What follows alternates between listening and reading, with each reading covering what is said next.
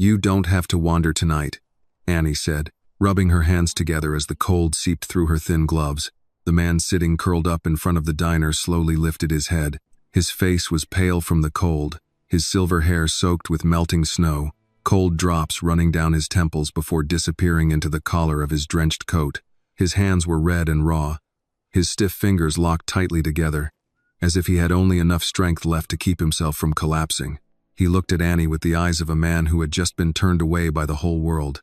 "Leave me alone," he muttered. His voice was low and hoarse, almost swallowed by the wind. "Whether I wander the streets or not has nothing to do with you." Annie stood beside the wooden sign she had just brought in from the yard. Behind her, the little diner was nearly closed. Chairs had been turned upside down on the tables, and the floor still carried the faint smell of cold coffee and toasted bread. In the kitchen, Ruth was turning off the last gas burner, humming softly the way she always did when she was too tired to say another word. Outside, the wind howled between the brick buildings, driving snow against the windows in white bursts. The man pulled his coat tighter around himself, but even that expensive coat could no longer help him. The shoulders were soaked through, and the leather shoes that had once been polished to a shine were now stained with slush and mud. He hunched forward, trying to hide his trembling hands inside his sleeves, but the cold still made his breath come out in broken shivers.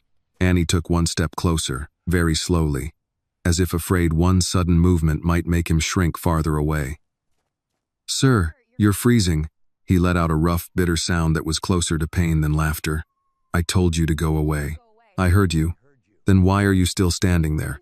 "Because I also heard your teeth chattering." For a moment, something changed in his face. It was not a smile, only a small flicker of surprise, as if it had been a long time since anyone had seen his real condition instead of his name, his coat, or his fall from grace. But he quickly turned his face away, trying to hide the weakness that had just been noticed. From the end of the street, two familiar customers came out into the wind. One was a man in a delivery jacket with his collar pulled up to his chin, walking beside an elderly woman clutching a paper bag to her chest.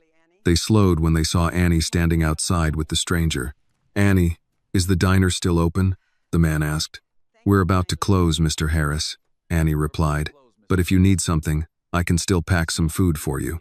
Mr. Harris glanced at the man sitting on the step. "Everything all right here?" The elderly woman leaned forward slightly, worry showing clearly on her face. "Sir, do you need us to call someone?" The man stiffened at once. "No." Annie spoke before his wounded pride could turn that kind question into another cut. "He's just catching his breath. I've got it." Mr. Harris looked at Annie, then at the man, then back at Annie. He had known her long enough to understand when not to press. "You sure?" "I'm sure." The elderly woman opened her purse and took out a few clean tissues. "Here, sweetheart, maybe he'll need these." Annie accepted them. "Thank you, Mrs. Coleman." Mrs. Coleman looked at the man with gentle eyes. "It's a cold night, sir. Don't sit out here too long." He did not answer. The two customers continued down the sidewalk, their shoes crunching over the snow until the sound faded, leaving Annie and the man beneath the flickering yellow light outside the diner. He lowered his head even more. "You should have let them walk on." "They did walk on. You know what I mean." "No, sir, I don't." He breathed out slowly, as if every word made his throat ache. "People ask questions so they can feel kind for a few seconds. Then they go home, shut their doors, and forget everything." Annie stood still, holding the tissues in one hand and the old wooden sign in the other. The sign read, "Annie's Warm Bowl, soup, stew, bread, coffee." The paint had been peeling at the corners for years, but Ruth always said that old signs were like old people in the neighborhood. The older they got, the more stories they carried. "You think everyone is like that?" Annie asked. "I know everyone is like that. You can't possibly know everyone." This time, he lifted his head, his gaze sharper, though beneath that sharpness was a wound still bleeding. "You don't know who I am." "No," Annie said, "I don't. You have no idea who you're talking to." "I guess I don't. I could be anyone." "Yes, you could. I could be dangerous." Annie looked at his trembling hands, his wet coat, and his shoulders tightening in the wind. She did not mock him, and she did not pity him in a way that would shame him. She only said softly, Maybe. But right now, you're a man sitting outside my diner, shaking from the cold, and I can't step over you like I don't see you. He looked at her for a long time. He still did not believe her. Not because Annie was lying, but because he had heard so many refusals that night that kindness had become the hardest thing to trust. The people who had once shaken his hand, eaten dinner with him, called him a friend, a father, a partner, had all vanished after phone calls no one answered. He had once owned too many doors, too many keys, too many people smiling when he still had everything. Yet now that he had lost it all in one night, even a roof to shelter under from the snow had become a luxury. Annie lowered her voice. I don't need to know who you are to know that you shouldn't be sitting out here until morning. The wind struck the window hard, making the frame rattle. The man took a deep breath and immediately folded in on himself from the cold. His hands rubbed together again, faster now, more desperately, as if he were trying to pull the last bit of warmth from his own numbed skin.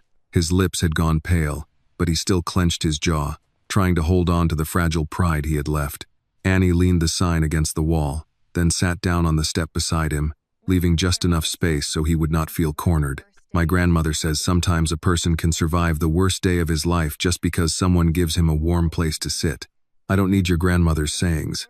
Maybe you don't need the saying, Annie replied, but you need the warmth.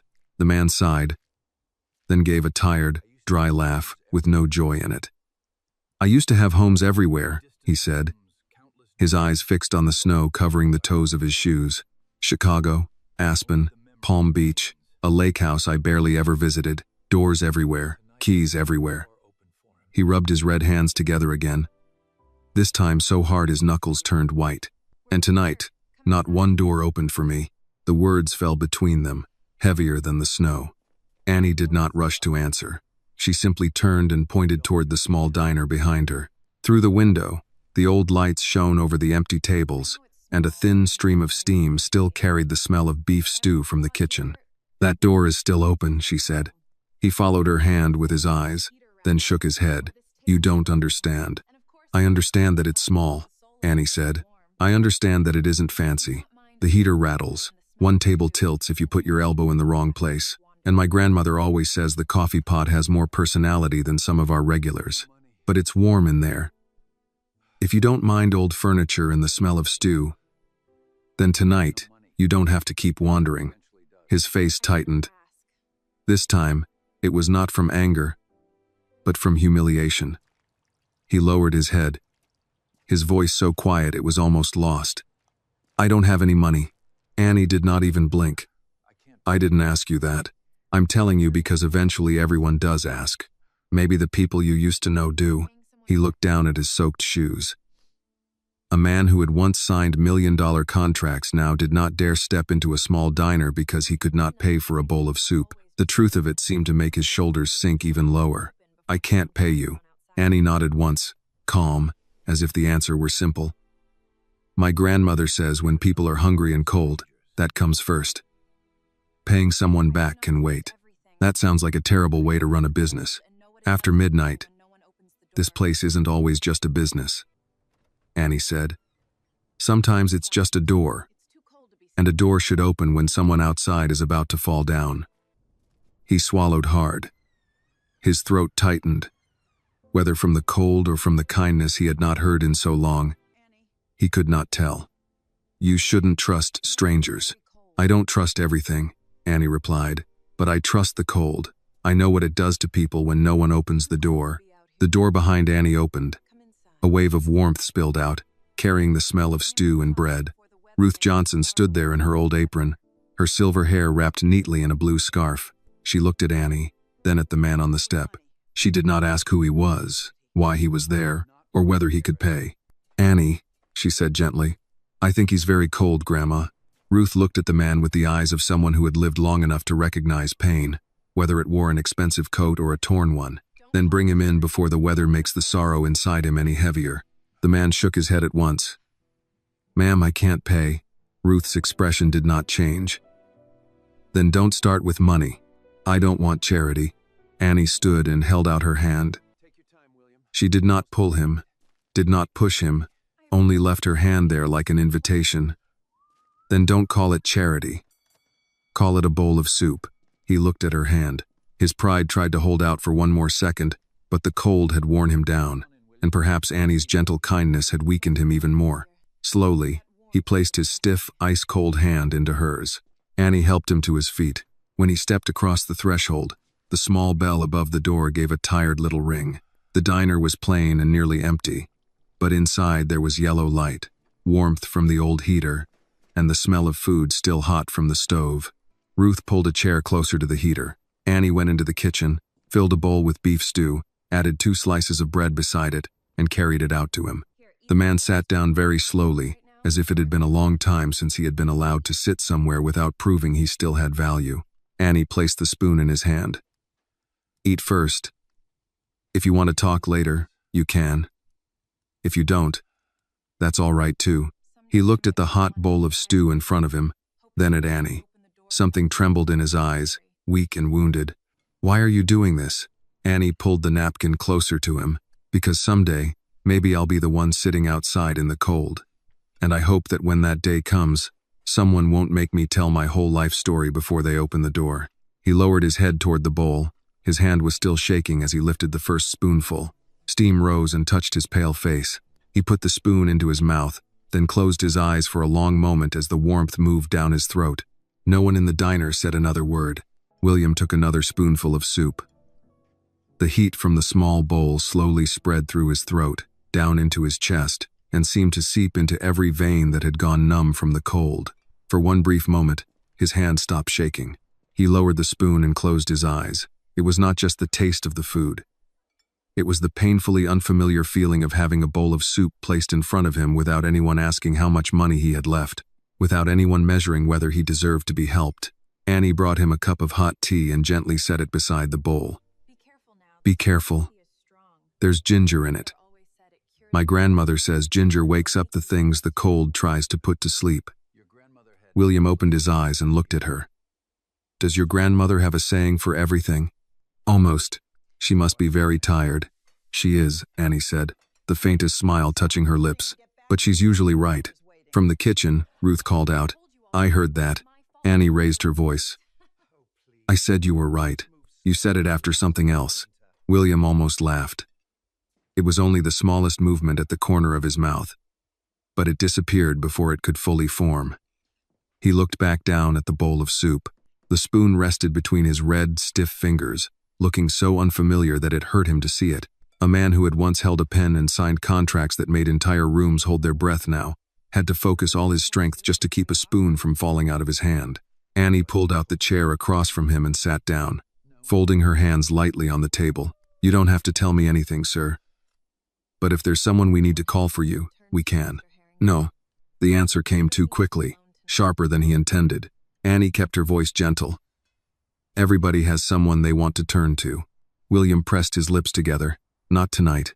Annie stayed quiet. She did not push. The only sounds in the diner were the heater ticking against the wall and the wind striking the window.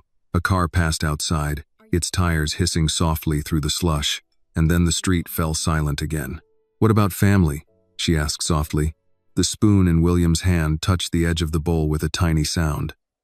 His face hardened, as if anger had risen to protect the weak place inside him. But a few seconds later, his breathing changed. It became shorter, faster, more broken. He set the spoon down very carefully, but his hand shook so badly that the bowl shifted slightly on the table. Annie's voice grew quieter. Sir? William lifted one hand to cover his mouth. The first sound that escaped him barely sounded like crying. It was more like a broken breath, half swallowed, half released. Then another followed. His shoulders trembled. The composure he had tried to keep since stepping into the diner finally collapsed. He bent over the table, covered his face with both hands, and began to cry with the helplessness of a man who no longer had the strength to protect his pride. If William's pain touched your heart, please like this video to show your support. Tell us in the comments where you are watching from, because someone near you may be watching this story too. And if you want more emotional and inspiring stories like this, please subscribe to the channel. Annie did not panic, and she did not rush to stop him. She simply reached for the stack of napkins and gently pushed them across the table. "You're all right," she said softly. "You're inside now. You're warm. No one is asking you to do anything right now." "I can't," he choked out. "You don't have to try. I can't believe he did it." His voice broke on the last words. Annie remained still. "Who did it?" William drew in a deep breath, but it caught in his throat. He reached for the tea, tried to lift it, then set it back down because his hand would not obey him. "My son." In the kitchen, Ruth's movements suddenly stopped. William swallowed hard, as if the truth itself had sharp edges that scraped his throat. "My own son." Annie's eyes softened, but she did not offer easy comfort. She had heard enough late-night stories from people life had pushed into a corner to know that sometimes words like, "everything will be all right," only made pain sound small. "What did he do to you?" she asked. William pressed a napkin to his eyes, angry at his own tears and too exhausted to hide them. He had the papers ready, legal papers. He said everything was urgent. He said the company was in danger. He said there were investors waiting to swallow everything I had built if I didn't sign before morning. He let out a dry, bitter laugh. Protection, that was the word he used. He said he was protecting me. Annie glanced toward Ruth, then looked back at him. "He tricked you into signing?" He smiled while he did it.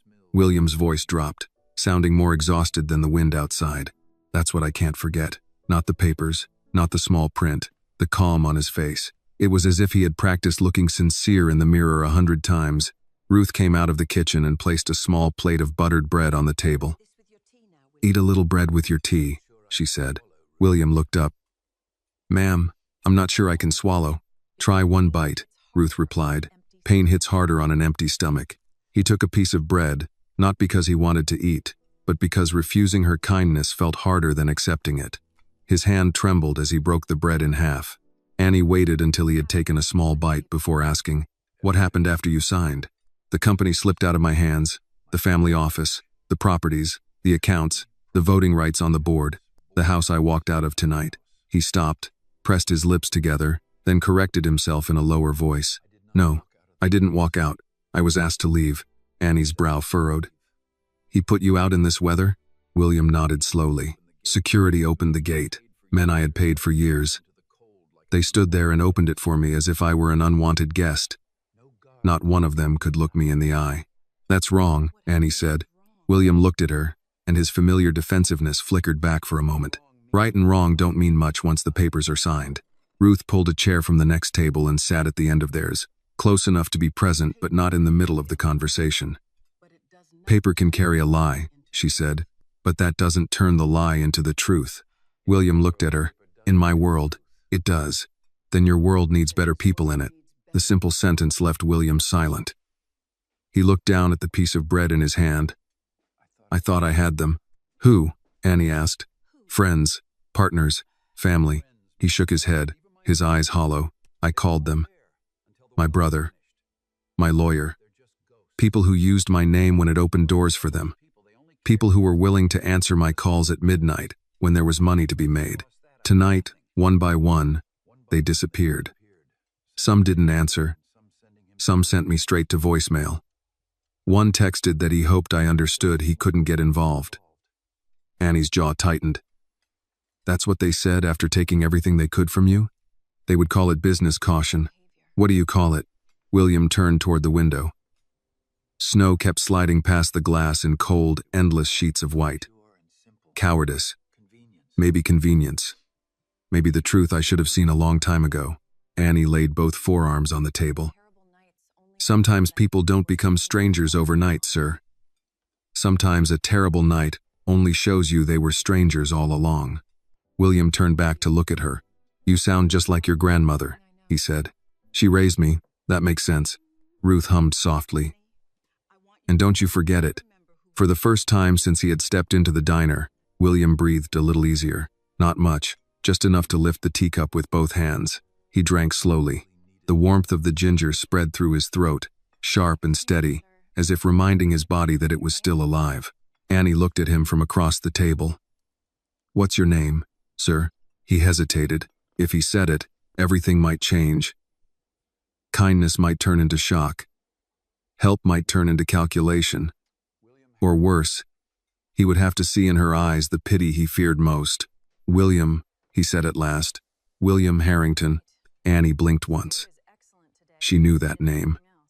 Anyone in Chicago who had ever seen a restaurant sign, a grocery shelf, a local news report, or a business headline knew the Harrington name, but she did not step back, did not gasp, and did not change her voice. "All right, Mr. Harrington," she said, "then keep eating your stew before it gets cold." He looked at her, almost confused. "That's it? What else should I do?" Most people would have a lot of questions. "I have plenty," Annie said, "but I'm tired, and my grandmother will fuss if that bowl is still full." Ruth stood, satisfaction clear on her face. "Smart girl." William looked down at the stew. Something inside him loosened. It was not healing. It was not repair. It was only enough to let him breathe, without feeling as if his chest would break open. He took another spoonful, then another. Annie stood and began lowering the chairs from the tables to prepare for the morning, giving him space without making him feel abandoned. Ruth returned to the kitchen, where water ran softly from the faucet. After a while, William spoke again, his voice quieter than before. "I don't know what will happen when morning comes." Annie carried 2 cups toward the counter. "Morning can wait outside with the snow." He looked at her. She nodded gently toward the bowl. "Tonight, you finish this first. Then my grandmother will find you a dry blanket. For now, that is enough." William wanted to argue. He wanted to say that men like him did not sleep in small diners, did not accept blankets from strangers, did not sit helplessly under yellow lights with the smell of stew in the air while his son wore everything he had just stolen. But he had no strength left for the pride that had kept him cold down to the bone. So in the end, he only nodded. By the time Ruth finished washing the last pot, the clock above the counter had moved past midnight. William had eaten half the stew, then stopped as if his body remembered exhaustion before hunger could finish its work. Annie did not push him. She took the bowl, covered it, and set it near the warmer. "You can finish it later," she said. William looked embarrassed. "I don't usually leave food. You don't usually get thrown into a snowstorm either, I'm guessing." Ruth gave Annie a look from the sink. "Annie, what?" "I said it respectfully." William lowered his eyes, but the corner of his mouth moved slightly. It was not a real smile. Not yet. But it was the first crack in the hard shell around him. Ruth dried her hands on a towel and came around the counter with an old gray blanket folded over her arm. "There's a couch in the back room," she said. "It's not much, but it's better than that step outside." "I can't take your office," William said. Ruth gave him a calm look. "It's not an office. It's a storage room with a couch that complains when anybody sits on it. You'll survive." Annie went ahead and opened the narrow door beside the kitchen.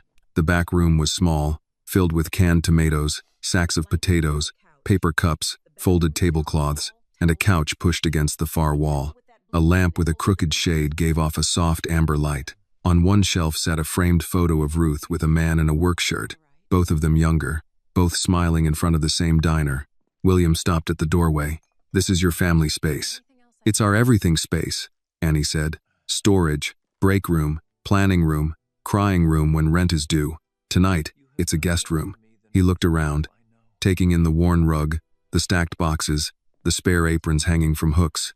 The room was smaller than one of his old walk-in closets, but there was no cold in it, no locked gate, no voice telling him to leave. Ruth set the blanket on the couch. "Bathroom is down the hall. There are towels in the cabinet. Don't touch the blue tin on the second shelf unless you want sewing needles in your fingers." William nodded slowly. "Thank you, Mrs. Johnson." "Miss Ruth is fine. Everybody around here calls me that." "Thank you, Miss Ruth." She accepted that with a small nod. Annie brought in a cup of water and placed it on a crate beside the couch. "You need anything else?" William looked at the cup, the blanket, the lamp, the girl who had refused to leave him outside. "No. You've already done more than most people I know." "That's a sad thing to say." "It's a true thing to say." Annie did not answer right away. She stood in the doorway, her hand resting on the frame. "Tomorrow doesn't have to be figured out tonight." William let out a slow breath. "Tomorrow may not give me much choice. Maybe, but tonight did, and you chose to come in." He looked at her then, really letting the words reach him.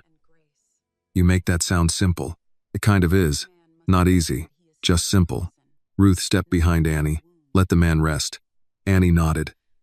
"Good night, Mr. Harrington." William hesitated at the name, still unused to hearing it without weight behind it. "Good night, Annie."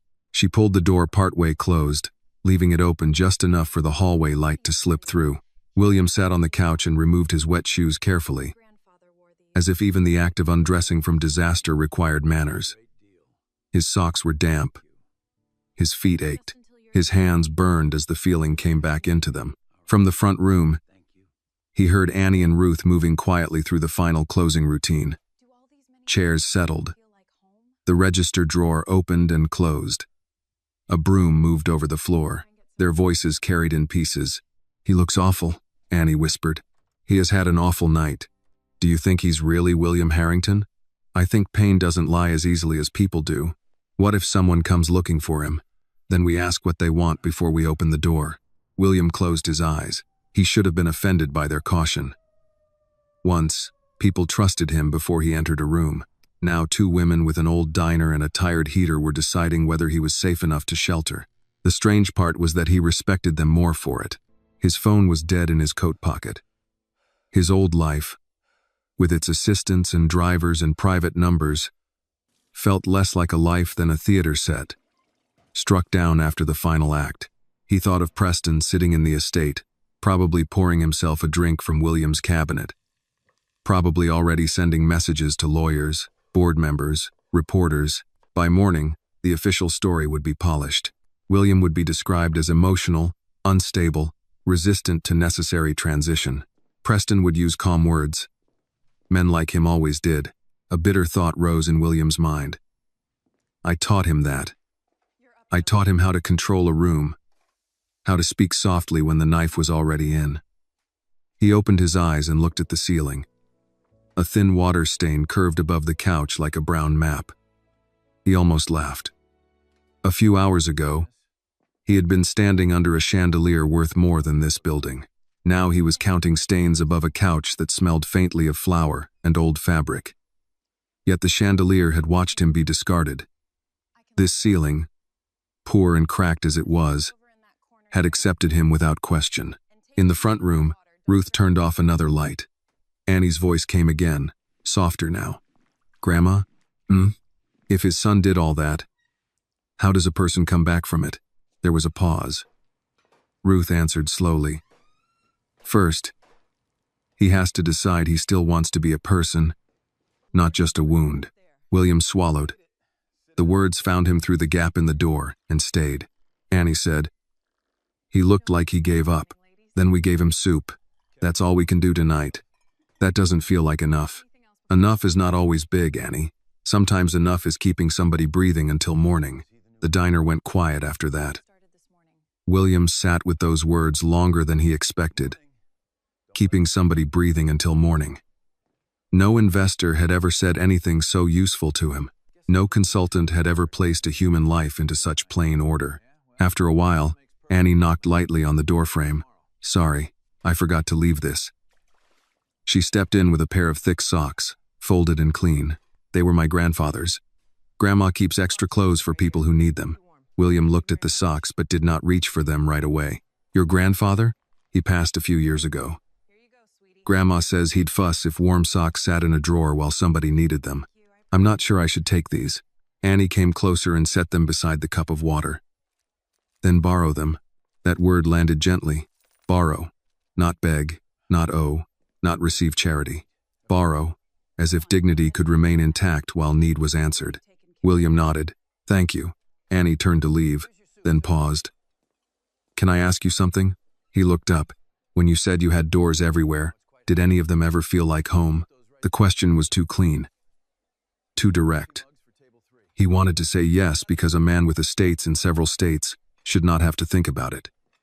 But the answer took too long. Annie understood without making him say it. "Get some sleep, Mr. Harrington." She left before he could respond.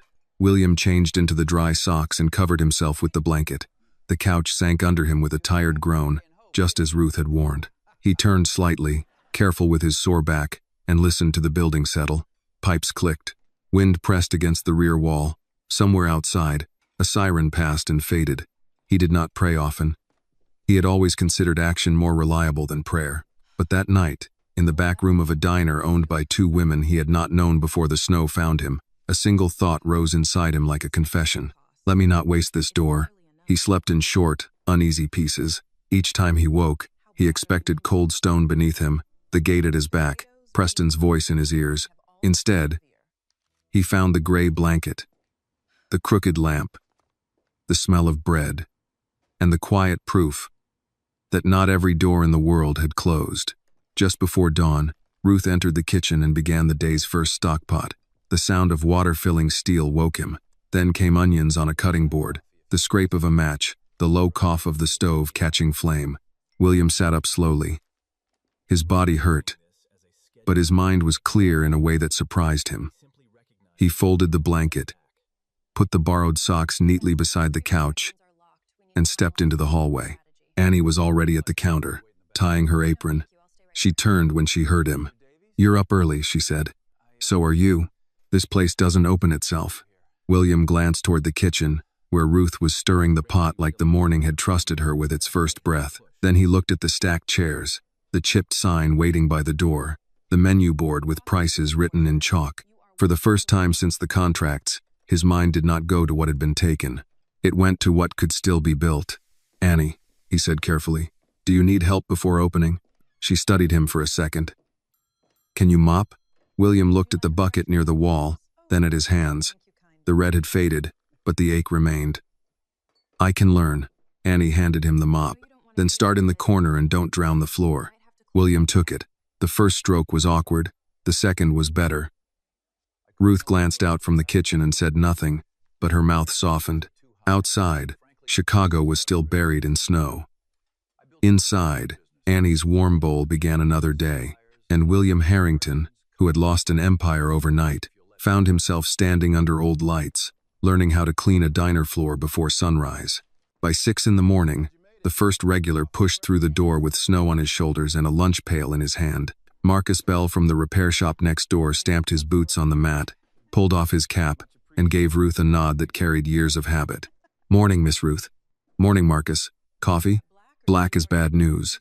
"You always say that like you enjoy bad news." "I enjoy surviving it." Annie smiled from behind the counter and reached for his mug before he asked. William stood near the far corner with the mop in his hand, unsure whether to keep working or move out of the way. Marcus noticed him at once, the way men who had spent time in uniform noticed changes in a room without making a show of it. "New help?" Marcus asked. "For now," Ruth said. William lowered the mop. "Good morning." Marcus looked at his damp hair, borrowed socks, and tired face, then gave a short nod. "Morning. Floor looks better than it did yesterday." Annie glanced down. Barely. William looked at the streaks he had left across the old tile. "I may have overestimated my technique." Marcus took his coffee. A man who can admit that before sunrise might still be useful. The remark was plain, not unkind. William accepted it with a slight nod and returned to the corner, this time using less water as Annie had told him. The work was simple, but not easy. His back ached. His hands still burned from the cold, yet there was relief in being given a task no one could steal with legal language. Bucket, mop, floor, do it right or do it again. The diner came alive in small waves. 2 sanitation workers came in for stew packed in wide paper bowls. A nurse from the night shift ordered coffee and chicken soup to take home. An older man in a brown coat counted quarters on the counter until Annie quietly slid the last few coins back toward him and said, "You paid me yesterday, Mr. Doyle. Don't argue before breakfast." "I didn't pay you yesterday. You tipped me last week. I'm applying it forward. That is not how math works." "That is how my math works," Ruth called from the kitchen. "Let the girl do her math, Earl." The old man tucked the coins away. Embarrassed, but grateful. William noticed. He noticed everything now because he had nowhere else to look. Annie did not make people feel poor when she helped them. Ruth did not make people feel small when she fed them. The place had rules, but they were human rules, shaped by hunger, pride, weather, age, and memory. At 7:30, the breakfast rush hit. William tried to stay useful. He carried clean spoons to the counter, wiped a table after 2 men left, and nearly dropped a tray of coffee when a delivery driver brushed past him too quickly. Careful, Annie said, catching one cup before it tipped. I had it. No, you had half of it and hope. Marcus laughed from his stool. That girl will tell the truth even if it costs her a tip. It usually doesn't, Annie said. People like knowing where the ground is. William set the tray down and took a breath. In his former life, he had reviewed quarterly reports before sunrise, spoken with supply teams in 3 time zones, and made decisions that shifted markets. Here, he was learning not to spill coffee. The humiliation should have cut deeper. Instead, it steadied him. No one here cared about the man he had been. They only cared whether he could keep up. When the rush thinned, Annie leaned both palms on the counter and exhaled. That was heavier than Tuesday usually gets. Weather, Ruth said. Cold brings people to soup. Cold and the busted heater at the bus office, Marcus added. Half the drivers are going to come through by noon. Annie reached under the counter for a small notebook with a bent cover. William saw columns of numbers written in pencil, some erased so often the paper had thinned. She counted bills from the register, set aside a portion in an envelope marked rent, then frowned at a supplier invoice. Ruth saw it. How bad? Potatoes went up again. Beef too. And Mr. Kaplan wants the back rent by Friday. Marcus's jaw moved. He told you end of the month. He changed his mind after he saw the line outside yesterday. Ruth wiped her hands on her apron. Greed has good eyesight. Annie closed the notebook quickly when she realized William was near. Sorry. Family business. I understand. No offense. None taken. But he did understand more than she knew. He had spent his life reading businesses by their pressure points. A rising supply cost. A landlord testing weakness. A menu priced by kindness instead of margin. Loyal customers, strong food, poor leverage. Annie's warm bowl had a heart that could fill a room, but the numbers around it were tightening like a fist. A man in a navy overcoat entered around 8, not a regular judging by the way he checked the corners before ordering. He asked for coffee only, then used the counter to sort through papers in a leather folder. William saw the logo on one page and went still. Harrington Foods and Hospitality Group. The old red crest. His old crest. Annie noticed his hand pause on the rag. You okay? William turned slightly away. Fine. The man with the folder spoke into his phone, keeping his voice low but not low enough. Yes. Preston wants the announcement positioned as a leadership modernization. No. Do not say removal. Say transition. Mr. Harrington is taking personal time after an internal restructuring. William's fingers tightened around the rag. Personal time. Internal restructuring. His own downfall being turned into a paragraph before he had finished his first morning in borrowed socks. Annie followed his attention to the man. She understood enough. Do you want to step in the back? No. You sure? If I hide every time someone lies politely, I'll spend the rest of my life in storage rooms. The man ended the call, gathered his papers, and placed $3 on the counter. He glanced at William once with vague recognition, then again with sudden certainty. His face changed. Mr. Harrington? The diner quieted around that name. William folded the rag and set it beside the sink. Good morning. The man's mouth opened, then closed. He looked toward the door as if calculating the safest exit. I didn't realize. No, William said. People rarely realize where a man lands after they help push. The man flushed. I had nothing to do with. Coffee's $3. Annie cut in, her voice calm. You paid. You can go. He looked at her, offended by the simplicity of being dismissed. Excuse me? Annie held his gaze without raising her voice. You heard me. For a second, William thought the man might argue. Then Marcus turned slightly on his stool. Not threatening, just present. Ruth came out of the kitchen, with a ladle in her hand. The man gathered his folder and left, the bell above the door shaking after him. Annie looked at William. You all right? He gave a quiet laugh through his nose. I'm beginning to dislike that question. Fair. Want a different one?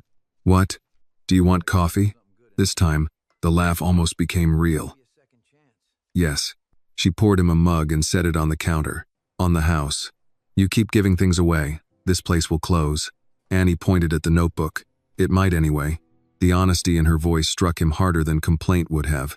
He picked up the mug and took a slow drink. The coffee was strong, slightly bitter, and better than anything served in his old executive lounge because no one here pretended it was more than coffee. "May I see the notebook?" he asked. Annie pulled it closer. "Why? Because your landlord is testing you, your supplier is overcharging you, your menu is underpriced in the wrong places, and your morning traffic is strong enough to support a better breakfast bundle." She blinked. "That is a lot to get from standing by a mop bucket. I told you I used to work in food. You said a little. I may have understated." Ruth crossed her arms. "By how much?" William looked from Ruth to Annie, then at the diner that had opened its door when every other door had closed. Pride would have made him hide the truth. Gratitude required better. "I built Harrington Foods," he said. "Not inherited, built.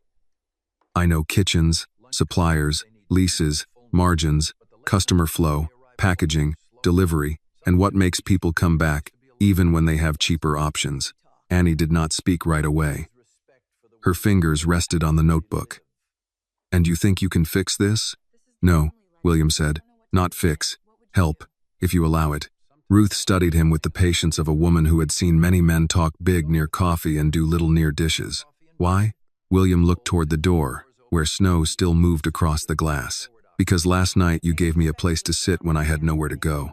This morning you gave me work when I had no name worth using. I can't repay that with money right now." Annie's face softened, but her guard remained. "We didn't ask you to repay it. I know. That's why I want to." Marcus lifted his mug. "Let the man look at the numbers. Worst case, he learns what potatoes cost." Annie almost smiled. "He might faint." "I have survived worse than potatoes," William said. Ruth pulled out the chair beside the counter. "Sit then. But understand this, Mr. Harrington. This place feeds people who count nickels. We don't turn it into one of those restaurants where the plate is big and the food is scared." William sat down and nodded. "Agreed." Annie slid the notebook across the counter. It was small, worn, and full of careful pencil marks. William opened it with both hands, as if it were not just a ledger but a trust being placed before him. Outside, the city began its gray winter morning. Inside, steam rose from the stockpot, coffee warmed the air, and William Harrington saw the first shape of a future he had not expected. Not a return to the tower he had lost, but a chance to build from a counter, a notebook, and a girl who had opened the door. William spent the next 2 hours at the counter with Annie's notebook open in front of him, a pencil in his hand and a mug of coffee going cold beside his elbow. He did not touch the numbers at first. He read them the way some men read letters from home, slowly, respectfully, looking for the story under each line. Potatoes, beef, carrots, onions, flour, coffee, takeout bowls, rent, gas, repairs, paper napkins, cleaning supplies. Every dollar had been written down in Annie's neat hand, but the pages carried more than math. They carried worry. Annie stood across from him, arms folded, trying not to look nervous. "You're making that face again." "What face?" "The face people make right before they say something bad but dress it up nice." William looked up. "I wasn't dressing anything up." "So it's bad?" "It's fixable. That means bad." Ruth, who was cutting celery at the prep table, gave a soft sound. "Let the man finish before you bury the place." William turned the notebook slightly so Annie could see. "Your food cost is too high on the beef stew, but not because the recipe is wrong. You're buying from a supplier who treats you like a small account with no choices. You pay almost 20% more than you should." Annie frowned. "We tried 2 other places. One wanted a minimum order we couldn't meet. The other sent us meat that looked tired." "Tired meat," Marcus said from his stool, where he had returned after checking the repair shop. "That's a crime against stew." "It is," Ruth said without looking up. William tapped the page. "You also sell the stew too cheap during lunch and too expensive for the wrong customers at night." Annie's eyebrow lifted. "How can it be both?" "Because lunch customers want speed and fullness. They'll pay a little more if the portion is consistent and includes bread. Late-night customers come in colder, slower, and often alone. Some can pay, some can't. You should stop pretending one price fits every hour of the day." Ruth paused with the knife in her hand. "That sounds like fancy talk." "It's not fancy," William said. "It's respect for the way people actually live." Annie's expression changed a little at that. She pulled the notebook closer. "So what would you do?" "I'd create 3 clear meals. Morning coffee and bread for workers who don't have time to sit. Lunch bowls priced to keep the doors open. Evening soup with the pay-it-forward option you already practice, just written plainly so people understand they can help without making anyone beg. Annie looked toward the chalkboard above the counter. It listed too many items in different sizes. Some squeezed into the corners, some crossed out and rewritten. Grandma hates changing the board. Ruth pointed the knife gently toward her. Grandma hates bad handwriting. There's a difference. William almost smiled. Then we start with the board. The morning softened into late day. Customers came and went. William did not try to take over. He asked questions, listened, and wrote in the margins. What time did the bus drivers come in? Which soup sold out first? Who needed softer bread? How many people asked for takeout but left when the line got long? Annie answered most of it from memory. Ruth corrected details without moving from the stove. Marcus added what he knew from the shop window, which was more than anyone expected. By 3 o'clock, William had drawn a simple layout on the back of a paper bag. One line for ordering, one for pickup.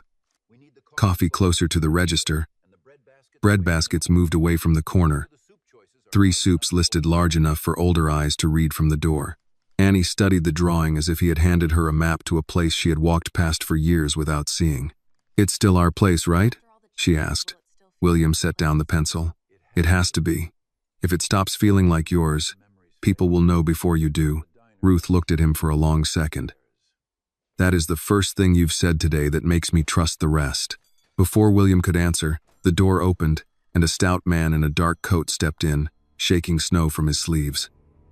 Annie's shoulders tightened. Mr. Kaplan, she said. The landlord removed his gloves 1 finger at a time. He had a round face, a small mouth, and the look of a man who enjoyed arriving when people were busy. Miss Johnson. Miss Ruth. Ruth's voice cooled. Afternoon. Kaplan glanced around the diner, his eyes moving over the full tip jar, the chalkboard, the fresh bread cooling near the counter. Business looks healthy. Annie wiped her hands on her apron. We're doing our best, I'm sure. He reached inside his coat and pulled out an envelope. Then you'll understand why I need the overdue rent by Friday. All of it. No extensions. Annie took the envelope but did not open it. You told us the end of the month. I reconsidered. Ruth set down her knife. Rent doesn't usually grow legs and walk closer. Kaplan smiled like he had heard something amusing from someone beneath his patience. The neighborhood is changing. Properties are being reevaluated. I have to protect my interests.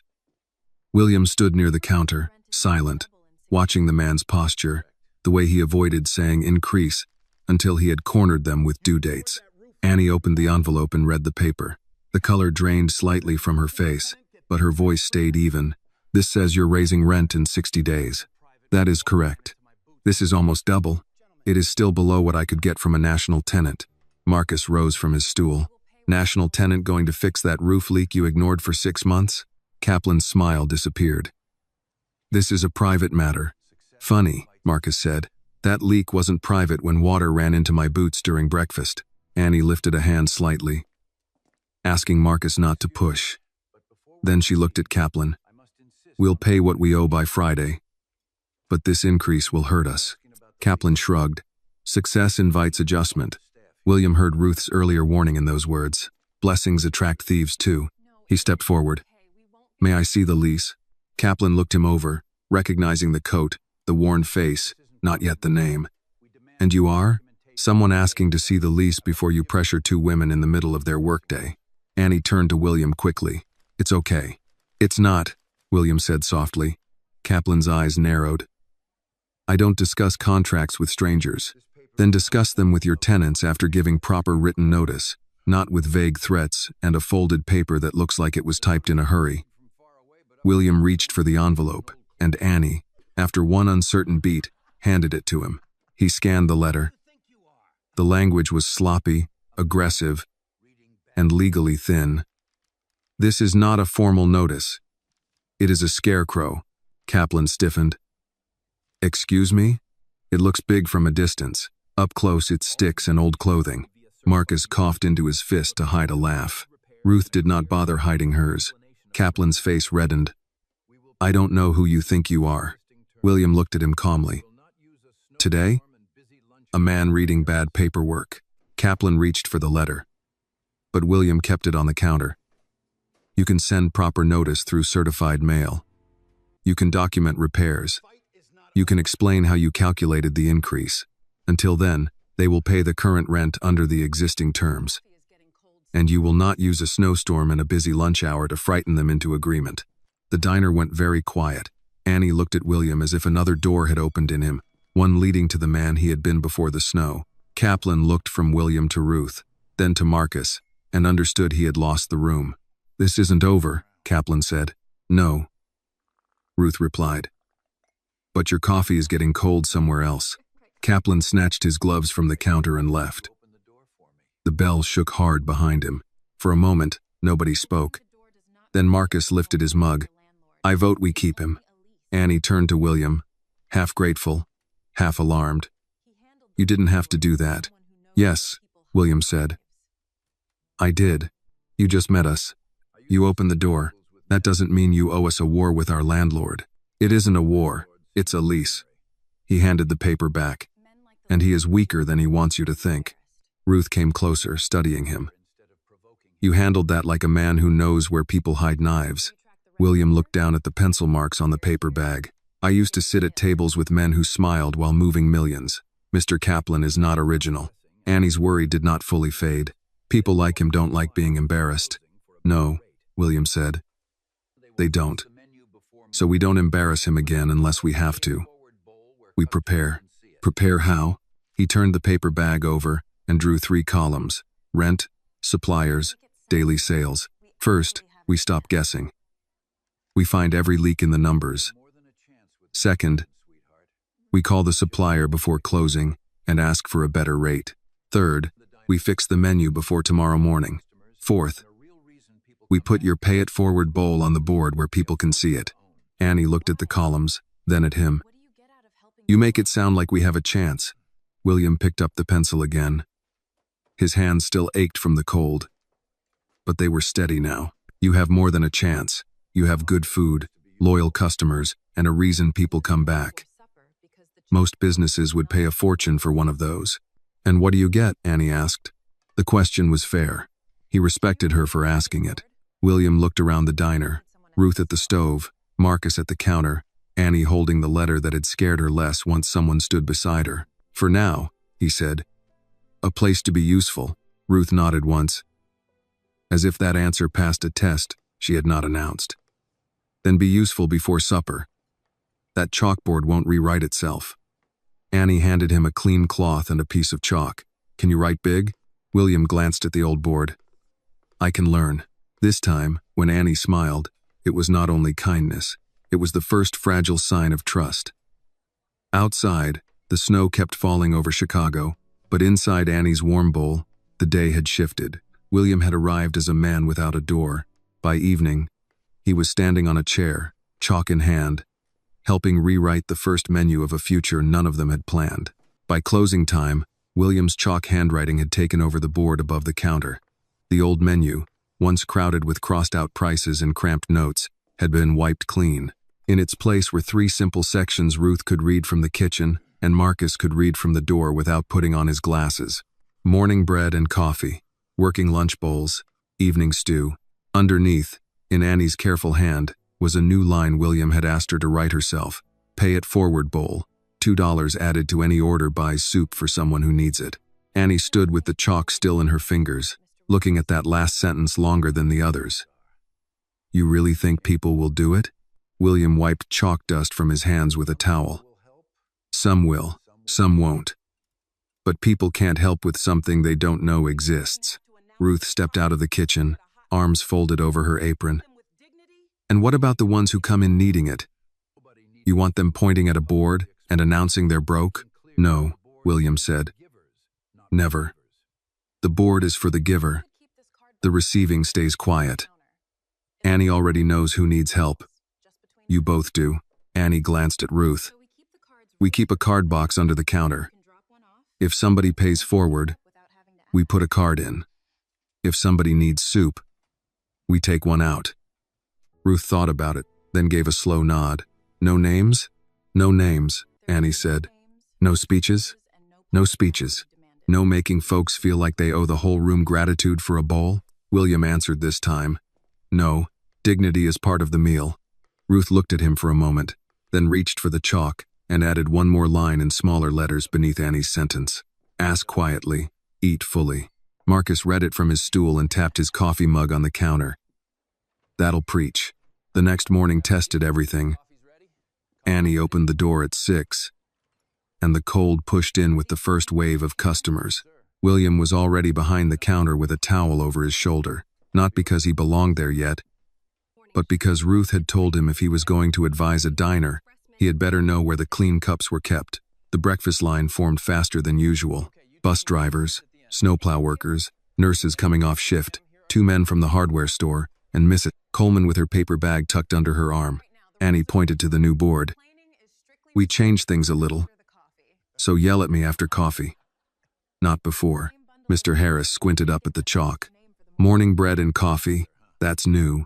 Same bread, faster name, Annie said. How much? $4 with butter, $5 with jam. Coffee refill included if you sit. Mr. Harris pulled out his wallet. That's fair. William stood near the pickup counter, listening.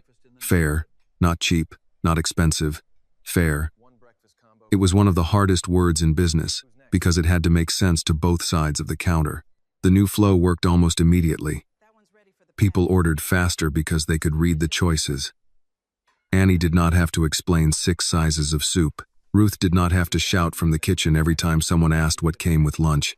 Marcus, who had no official role and had refused one twice, guided newcomers with the authority of a man who had claimed his stool by long service. Order there, pick up there, he told a delivery driver. Don't block the coffee unless you want Miss Ruth to remember your face. Ruth called from the kitchen. I remember every face. The driver moved at once, and the counter laughed. By 9, Annie had placed 11 cards in the small wooden box under the register, 11 pay-it-forward bowls before lunch. She did not say anything, but William saw her check the box twice, as if the cards might disappear. Near 10, Mr. Doyle came in, shoulders hunched against the cold. The same brown coat buttoned wrong. He looked at the board, then at the coins in his hand, and his mouth pressed into a thin line. Annie reached beneath the counter, took one card from the box, and set a bowl ticket beside the register without making a show of it. Beef stew today, Mr. Doyle? He blinked. Annie, I don't have enough. You're covered. By who? By the box. What box? The quiet one. His eyes moved to the board, then back to her. His voice lowered. I don't like taking. It's not taking if somebody gave it for this reason. Mr. Doyle's hand closed around the coins. I can pay next week. Then next week you can put one back in the box for somebody else. He stood there another second, pride and hunger wrestling in his face. Finally, he gave a short nod. Small bowl. Regular bowl, Ruth called from the kitchen. Miss Ruth. Regular bowl, Earl. He stopped arguing. Annie wrote the order, and William turned away slightly so the man would not feel watched. That small courtesy did more for William than he expected. Once, he had thought generosity meant scale, large donations, named buildings, gala dinners, press releases. Here, generosity meant knowing when not to look directly at a man receiving soup. After the lunch rush, Annie opened the register drawer and counted the morning total twice. Her lips parted slightly. Grandma, Ruth looked over from the stove. Bad? No. Better than yesterday. A lot better. Marcus set down his mug. How much better? Annie looked at William, unsure whether to say the number aloud. He nodded toward the notebook. Write it down first. Celebrate after the math. She rolled her eyes but did it.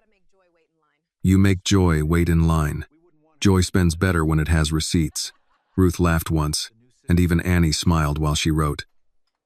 The new breakfast bundle had moved more bread than usual. The lunch bowls had fewer substitutions. The pay-it-forward cards had added money without raising the cost for those who needed help. Nothing had been saved yet. Rent still waited. Kaplan still waited. Preston's world still moved somewhere beyond the windows. But the diner had taken its first stronger breath. The supplier call came at 2. Annie put the phone on speaker because William asked her to hear every word. The representative, A bored man named Carl began with the same line Annie had heard before.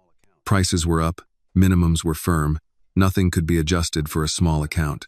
William leaned close enough for his voice to carry but kept it calm. Carl, how many small restaurants on the west side do you service? A pause. Who is this? Someone helping Miss Johnson review her purchasing. How many? I don't have that number in front of me. Then I'll make it easier. If Annie's Warm Bowl increases its weekly order by adding 2 more delivery points within 90 days, what price tier applies? Another pause. This one longer. 2 more locations? Answer the question. Carl's tone changed. Potentially tier 3, depending on volume. And if she commits to a recurring Monday and Thursday delivery schedule, with payment on delivery for the first 30 days? Annie's eyes widened. Ruth stopped stirring. Carl cleared his throat. That would reduce handling. I could maybe take 8% off some items. Not enough. Beef is where you're heavy. Potatoes too. Give her 12 on beef, 10 on potatoes, and lock it for 60 days. In exchange, she stopped shopping around this afternoon. Carl gave a dry laugh. I didn't know she was shopping around. William looked at Annie. She caught on quickly. I am now. Carl was quiet. Then, let me talk to my manager. Do that, William said. Call back in 20 minutes. If not, we move. When the line clicked off, Annie stared at the phone. Were we actually moving? We were going to make him believe we might. That sounds like lying. No, it's leverage. You were free to call someone else. I just reminded him. Ruth pointed her spoon toward him. Careful, Mr. Harrington. We don't cheat people here. Neither do I, he said. Then the words caught in his chest because he had once believed that about his own family. He corrected himself. Not anymore. Not here. Annie heard the weight under it and did not press. Instead, she said, if he gives us 12%, what does that mean? William took the notebook and wrote the number. It means rent stops being a cliff and becomes a hill. A steep hill? Yes. But climbable? He looked at the board, the card box, the line of clean bowls Ruth had stacked for supper. Climbable. Carl called back in 18 minutes. He offered 10% on beef and 8 on potatoes. Annie looked at William. William shook his head once. Annie drew in a breath and spoke for herself. Carl, I appreciate that, but we need 12 and 10. We pay on time. We don't waste your driver's route. And if we grow, you grow with us. William watched Ruth's face soften with pride. Carl sighed. Fine. 60 days. Annie hung up and pressed both hands flat on the counter. I think my heart just ran across the street and back. Marcus lifted his mug. First negotiation. Ruth came over and kissed Annie's temple. Your mama would have liked that. The words quieted the room, not sadly, but with reverence. Annie looked down, then nodded once. William understood enough not to speak. That evening, after the last bowl was served and the last card placed in the box, Annie found William near the window, looking out at the street. Snow had turned gray along the curb. Across the road, a man paused to read the new board through the glass before stepping in from the cold. You were right, Annie said. About what? People can't help with something they don't know exists. William watched the man approach the counter, where Ruth was already reaching for a bowl. Your grandmother knew it first. I just put it where people could read it. Annie stood beside him. Do you miss it? What? All of it. The big company, the houses, people listening when you talk. He did not answer quickly. In the glass, he could see his own reflection over the diner behind him. Older, tired, wearing an apron Ruth had tossed at him after lunch. I miss knowing who I was when I woke up. Annie nodded. Maybe that's not gone. Maybe it's just not finished. William looked at her. No grand speech followed. She turned and went back to help Ruth, leaving him with that thought. Outside, another gust of wind swept along the sidewalk. Inside, the door opened, the bell rang, and William moved toward the counter before anyone asked him to. The next 3 days did not make Annie's Warm Bowl famous, but they made it different. The new board stayed clean. The card box under the counter filled and emptied in a rhythm Annie had never seen before. People who had once dropped spare change into the tip jar now added $2 and tapped the counter without making a speech. People who needed a bowl accepted one with less shame because the system did not ask them to explain hunger. Ruth watched it all with the careful satisfaction of a woman who trusted kindness only when it could survive rent, weather, and human pride. William worked wherever he was useful. He wiped tables, carried boxes, checked invoices, took out trash, and stood beside Annie after closing with the notebook open between them. He did not wear authority the way he once had. He asked before changing anything. He listened when Ruth said a recipe could not be rushed just because a lunch line was long. He learned that Marcus liked his coffee refilled before he asked, that Mrs. Coleman needed her bread sliced thin, that Mr. Doyle preferred the corner table because the heater reached his knees there. Small facts, once invisible to him, began to feel like the real machinery of a place. On Thursday afternoon, the supplier delivered beef at the new price.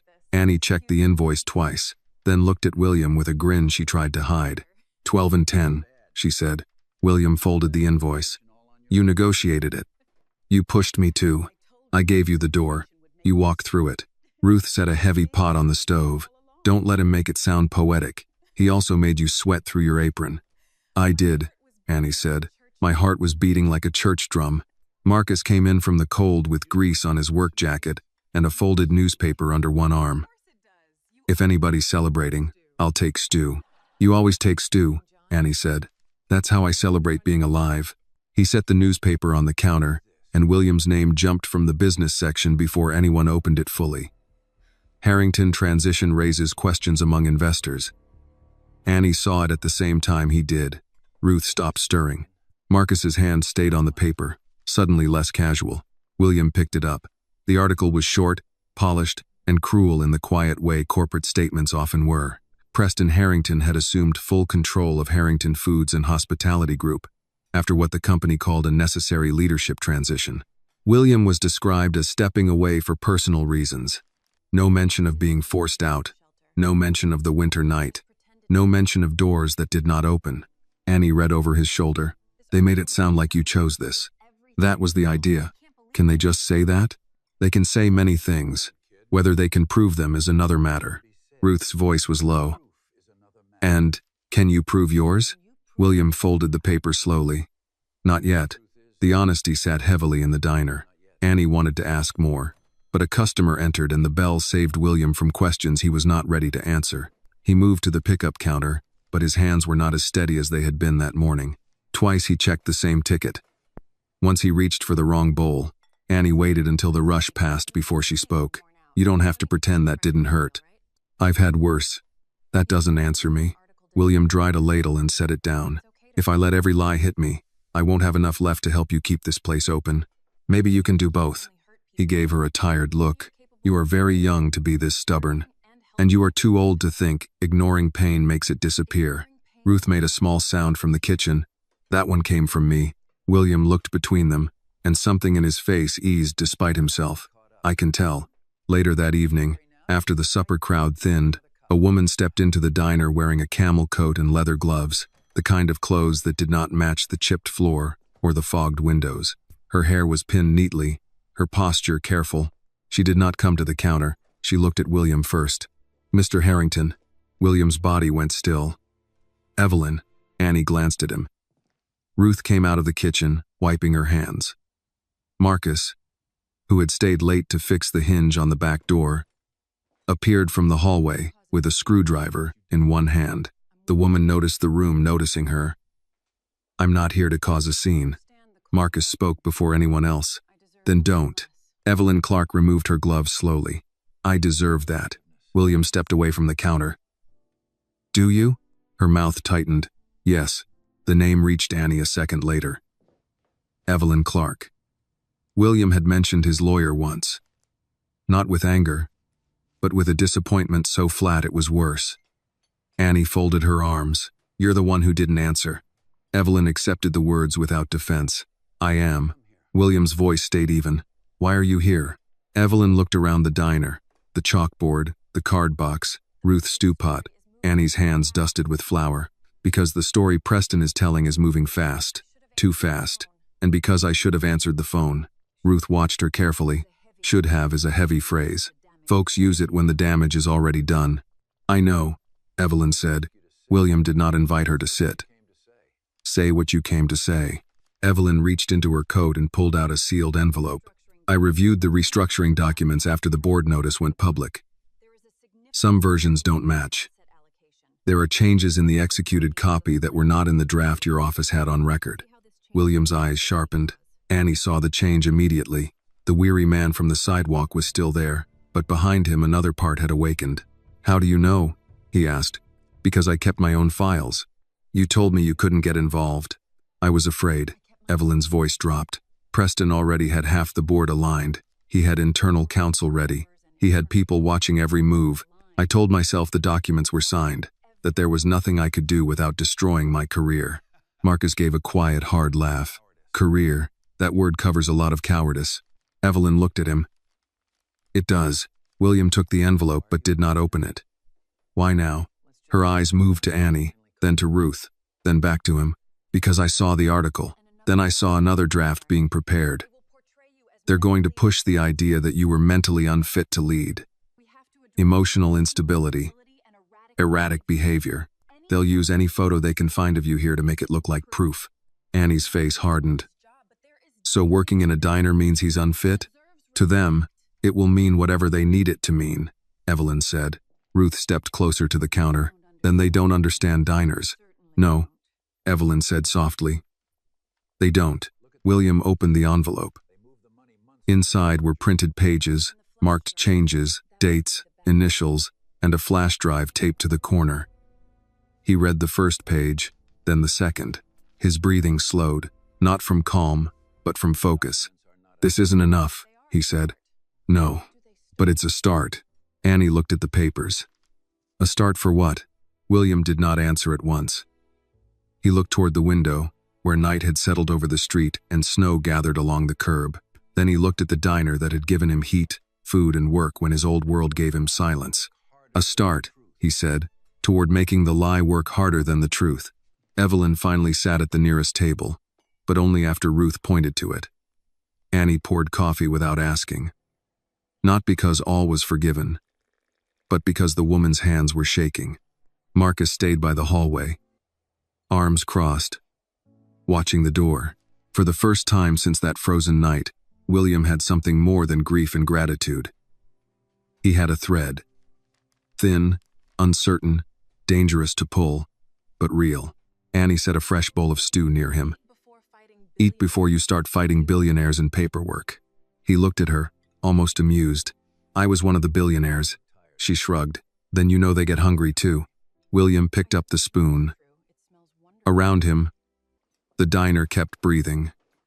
Ruth at the stove. Annie behind the counter. Marcus by the door.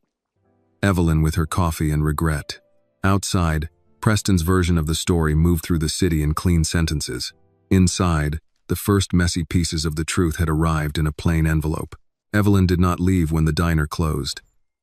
Ruth locked the front door, turned the sign to closed, and pulled the shade halfway down so anyone passing would see light but not invitation. Annie cleared the last cups from the counter while Marcus checked the back entrance twice, more from instinct than fear. William sat at the end table with Evelyn's papers spread before him, a pencil between his fingers and the bowl of stew Annie had forced on him still half full. You need to eat, Annie said. I'm reading. You can read with food in your mouth. Marcus snorted from the hallway. She's been telling me that for 2 years. William picked up the spoon, took one bite, and returned to the first page. Evelyn sat across from him, hands wrapped around her coffee though it had cooled long ago. She looked smaller than she had when she walked in, as if the diner had stripped the professional armor from her and left only the woman who knew she had waited too long. This draft is dated 3 weeks before I signed, William said. Yes, and this one was sent to my office? To your executive assistant, according to the system log. My assistant never showed it to me. Evelyn looked down, because a revised summary replaced it the next morning. Preston's office requested that all prior versions be marked obsolete. William's jaw tightened, and nobody questioned why a transfer of control was being rushed under a summary memo. I did. He looked up. I questioned it once, Evelyn said. Preston told me you had approved the direction privately. He said you wanted the process quiet because investors were watching. I should have called you directly. I didn't. Why? She swallowed, because by then he had already started moving people. 2 senior counsels were pushed out. A finance director resigned without explanation. Everyone understood what happened to people who challenged him. Ruth came from the kitchen with a fresh pot of coffee. Fear makes cowards out of smart folks faster than ignorance ever could. Evelyn accepted the words without lifting her head. Yes, ma'am. Annie leaned against the counter, arms crossed. So, Mr. Harrington signed papers he was never given the full truth about. That is one way to put it, Evelyn said. What's the plain way? Evelyn looked at her. He was misled. William corrected quietly. He was set up. No one argued. The heater clicked in the corner. Snow brushed against the windows like dry sand. Annie looked at the pages covered in legal marks and initials. Then at William. He was no longer the man she had found shaking outside the door, but he was not the old billionaire either. The old man would have filled the room with commands. This one read slowly, listened, asked for proof, and held his anger behind his teeth because he had learned what one reckless signature could cost. What do we do with it? Annie asked. William looked to Evelyn. We preserve everything, Evelyn said. No calls from personal phones. No sending files to people we don't trust. I'll make copies through a secure channel. We need the full execution trail, emails, metadata, witness statements if we can get them. Marcus frowned. In English, we need to prove the paper didn't become dirty by accident, Ruth said, setting the coffee down. Evelyn gave a tired smile. That is actually a good translation. William turned a page. Preston will expect me to run straight to court. Don't, Evelyn said. Not yet. If you file too soon with only this, his attorneys will frame it as grief, humiliation, and a desperate attempt to undo a business decision. Annie's eyes sharpened. That article already started that. Yes, Evelyn said. The article is groundwork. William set the pencil down. He wants me angry in public. He wants you loud, Evelyn said. Loud people are easier to dismiss. Ruth nodded once. Then be quiet until quiet becomes heavy. That stayed in the room. Annie moved to the back counter and began wrapping leftover bread. Not because it needed doing that second, but because her hands wanted work. And what about us? William turned. What do you mean? If they're going to use pictures of you here, they're not just coming after you. They'll come after the diner too. They'll say Grandma and I are part of some scheme. They'll say I'm letting you hide here. Marcus's voice lowered. Let them come say it here. Annie looked at him. That won't stop rumors. No, William said. It won't. She waited. He did not soften the answer, and she respected him more for that. What we can do, he continued, is keep the diner clean in every way. Books, invoices, rent receipts, supplier contracts, donation cards, everything documented.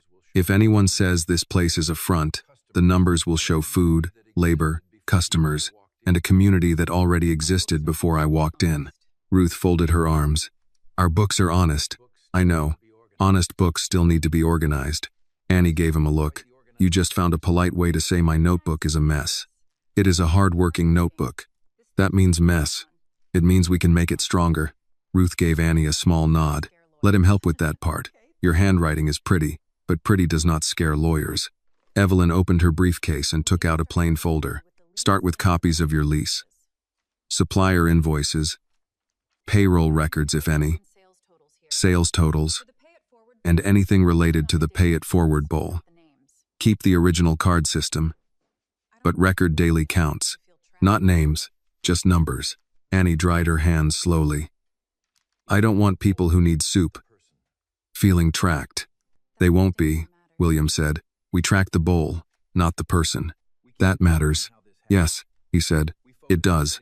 The conversation shifted from betrayal to preparation. The diner became a different kind of office, one with scratched tables and the smell of onions in the walls. Marcus found a cardboard box for documents. Annie labeled envelopes with a marker. Ruth took out an old metal cash box from under the counter and placed it on the table with more care than its dented lid deserved. Inside were receipts folded by month, rent stubs, repair notes, handwritten IOUs from customers Ruth had never intended to collect, and photographs from years of church suppers. William picked up one photo. Ruth stood younger behind a table of steaming trays. her late husband beside her, one hand resting near the same wooden sign that now hung outside Annie's diner. "That him?" William asked. Ruth's face warmed. "Samuel. He could fix anything except his own stubbornness." Annie smiled faintly. "Grandma says that because he wouldn't stop working when his knees got bad. He said chairs were for guests and old men," Ruth said. "Then he became an old man and still wouldn't sit." William set the photo down gently. "He helped start this place? He bought the first stove," Ruth said. "Used, ugly, and loud enough to wake the block. But it cooked, and your family kept it going." Ruth's gaze moved to Annie. "Annie kept it going after I got tired of pretending I wasn't tired." Annie looked away, embarrassed by praise. "Grandma still runs everything." "I run the soup," Ruth said. "You run the hope." The line quieted Annie. William saw it land in her. The burden and the blessing both. He thought of Preston using the word family as a weapon, then looked at Ruth using it without saying it at all. The difference was almost unbearable. Evelyn checked her watch. "I should go before my driver starts circling the block like a guilty man." Marcus stood. "I'll walk you out." "That isn't necessary. It's late, it's snowing, and you brought trouble in a folder. I'm walking you out." Evelyn did not argue. At the door, she turned back to William. "Do not call Preston." "I wasn't planning to." "Good. And don't answer if he calls you." William's eyes narrowed slightly. "You think he will?" "I think someone will tell him I was here." Men like Preston often own loyalty by the hour. It expires when fear changes direction. She left with Marcus, and cold air slipped in before the door closed again. Ruth locked it and pulled the shade lower. Annie gathered the first stack of labeled envelopes. "Do you trust her?" William leaned back, tiredness finally showing. "Not fully, but you believe her?" "I believe the documents. I believe regret when it costs something. I don't yet know what hers will cost." Ruth turned off the coffee machine.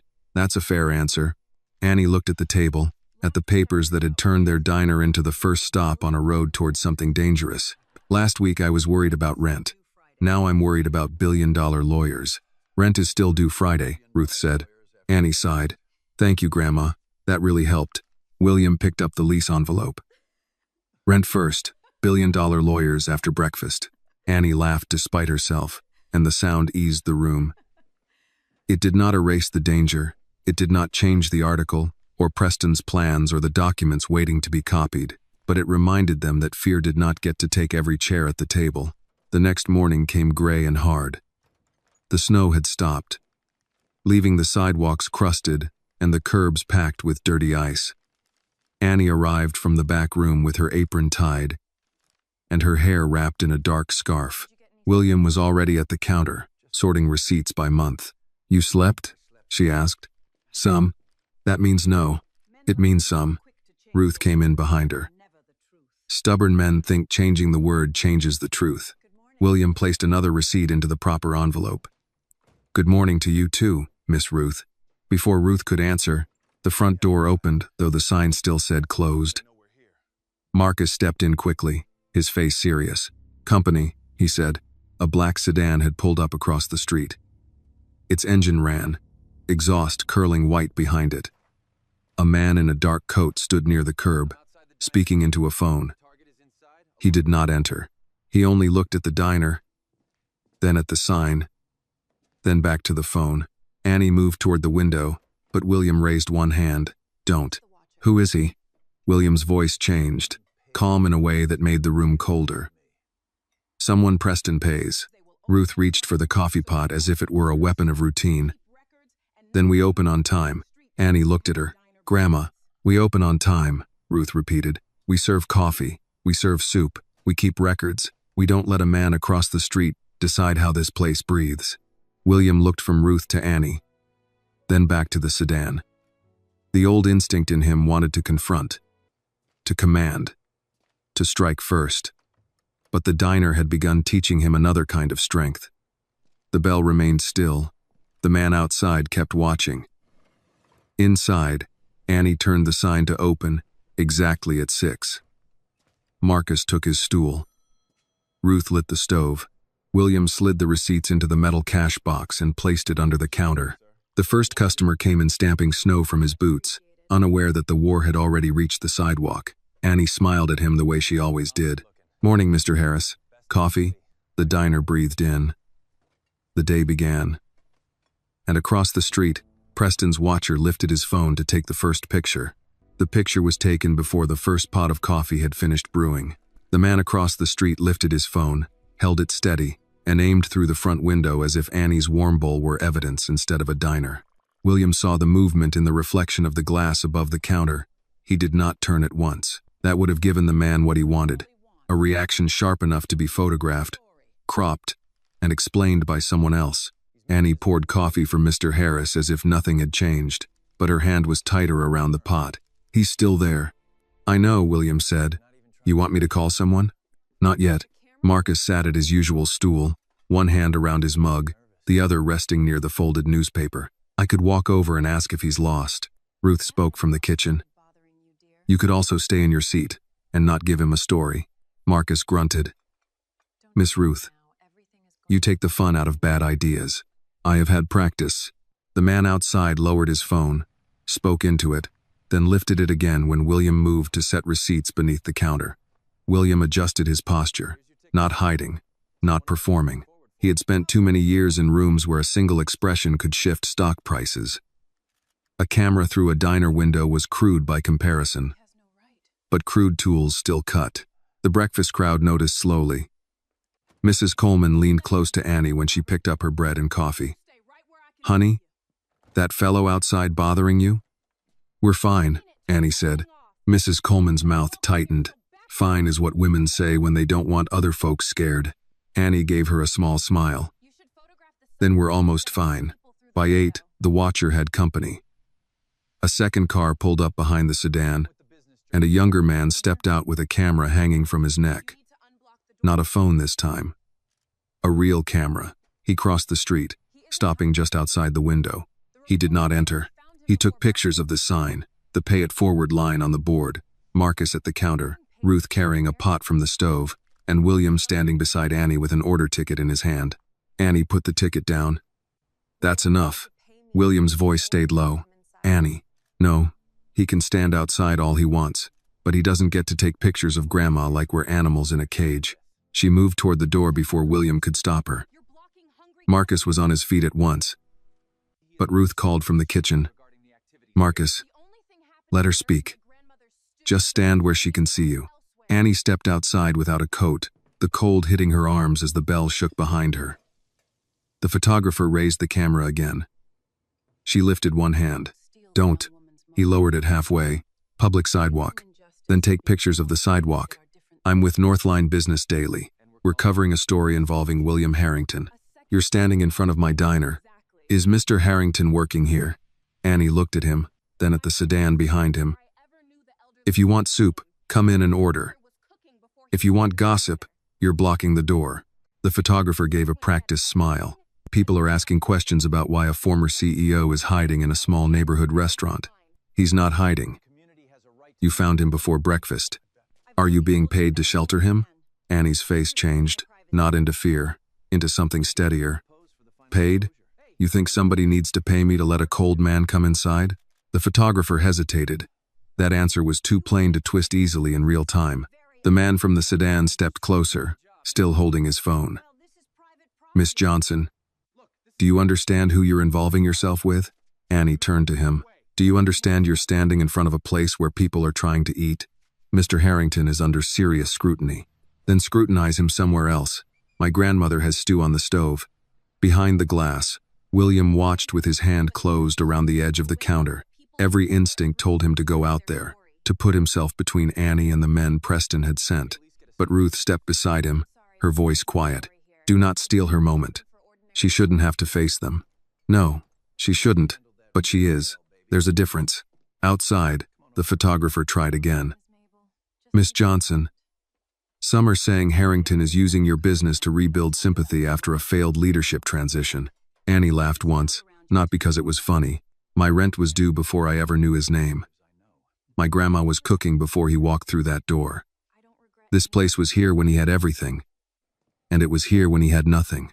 Don't make us smaller so your headline gets bigger. A couple of customers approaching the diner slowed to listen. Mr. Harris opened the door behind Annie and stepped out with his coffee. You done? He asked the photographer. Sir, we're conducting. You're blocking breakfast. Mrs. Coleman followed, wrapping her scarf tighter. And you're making people uncomfortable. The photographer looked annoyed. This is a public matter. Marcus finally came out, wiping his hands on a rag, then publicly moved 3 feet left. The man from the sedan lifted his phone again, but now more customers were watching him than the diner. That shifted the street. The men had come to observe, but the block had begun observing them back. Annie pointed toward the curb. You can stand there if you want, but don't shoot through my window at people who did not ask to be part of your story. The photographer lowered his camera. Can we at least ask Mr. Harrington for a statement? Annie opened the diner door. You can buy coffee like everybody else. Statements aren't on the menu. She stepped back inside, cheeks stung by cold but voice steady. Ruth met her at the counter and draped a towel over her shoulders. You went outside without a coat, Ruth said. I know. Next time, take one. Annie nodded. Yes, ma'am. William looked at her. You handled that better than most executives I've known. I'm not an executive. No. You're harder to scare. She let out the breath she had been holding. I was scared. That doesn't change what I said. The morning continued, but it did not return to ordinary. People spoke softer at first, then louder as the smell of stew and coffee reclaimed the room. A few customers added extra money to the pay-it-forward box without a word. Marcus moved his stool closer to the window. Mrs. Coleman sat longer than usual, knitting in the corner as if her presence were part of the lock on the door. Around 10, Evelyn called William on the diner phone, not his dead mobile. Annie handed him the receiver. You're on speaker? Evelyn asked. No. Good. The photos are already circulating. William looked toward the window. The photographer had gone, but the sedan remained. How bad? Not bad yet. Framed as curiosity. Former billionaire seen working in neighborhood diner. But I found something else.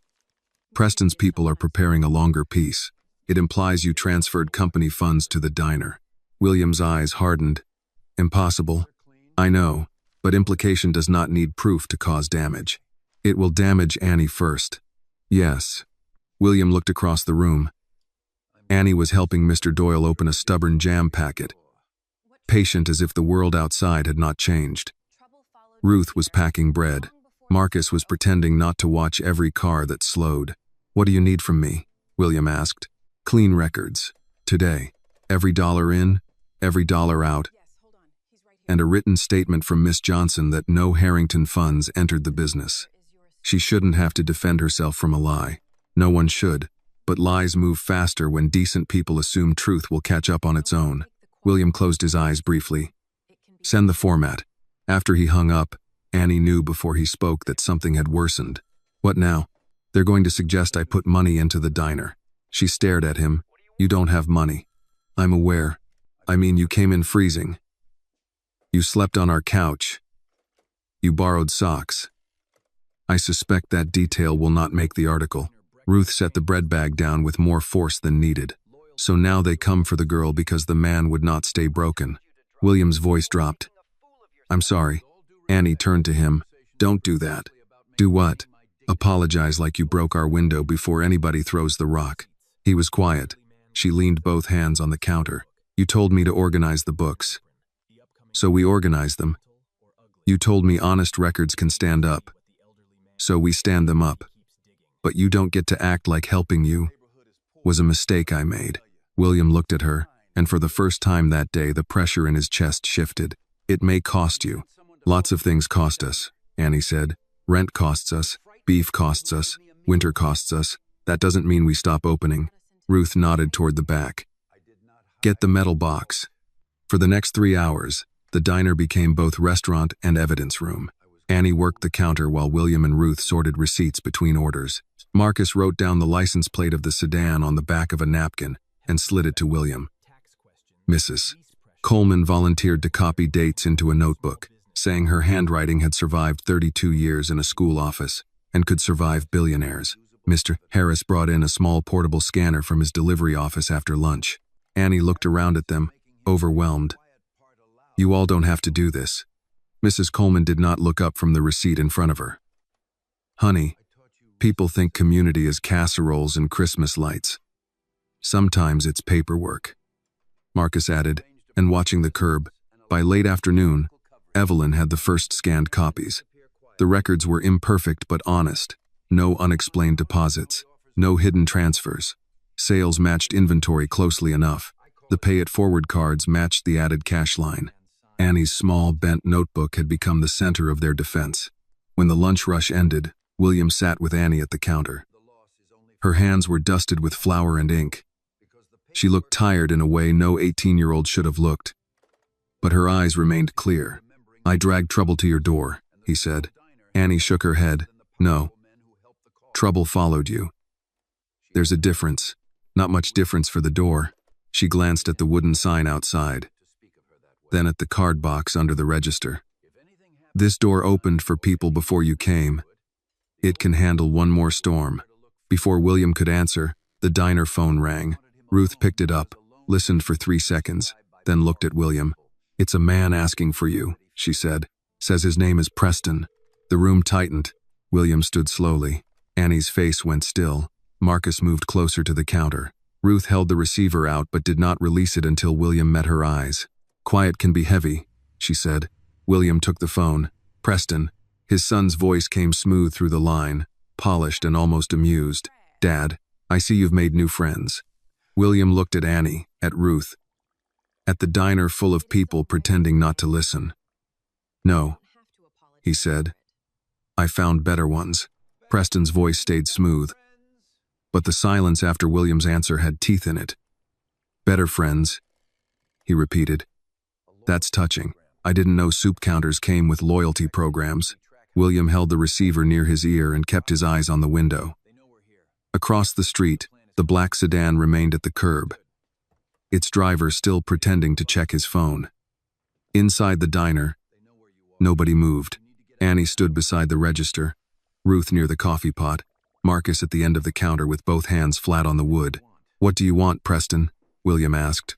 "I want you to stop embarrassing yourself."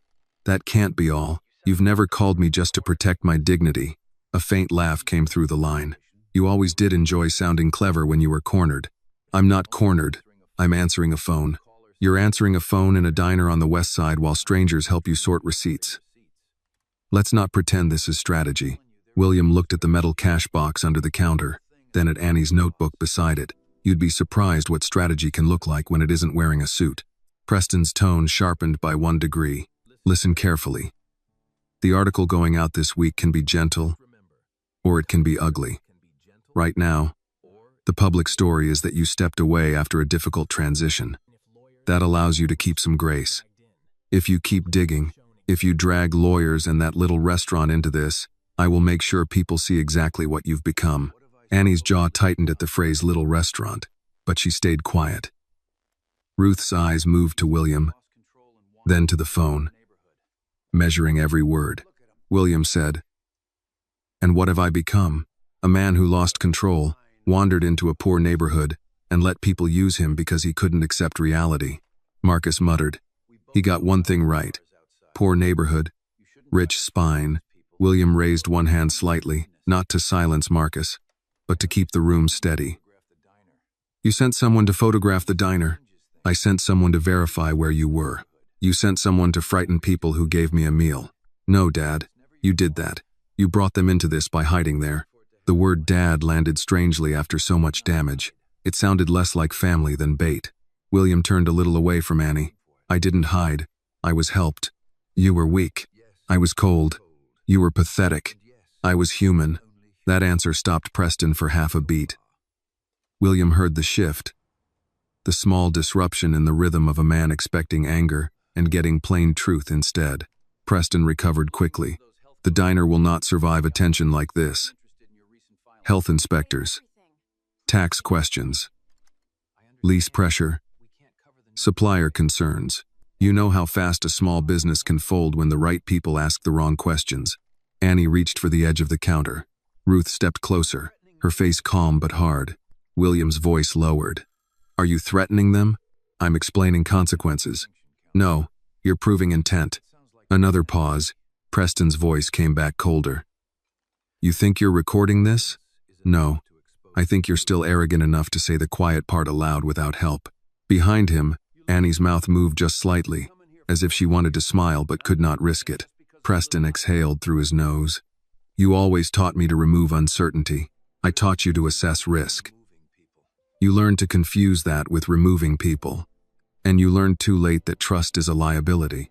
William looked toward Ruth's stove, where soup still warmed for the evening rush. No.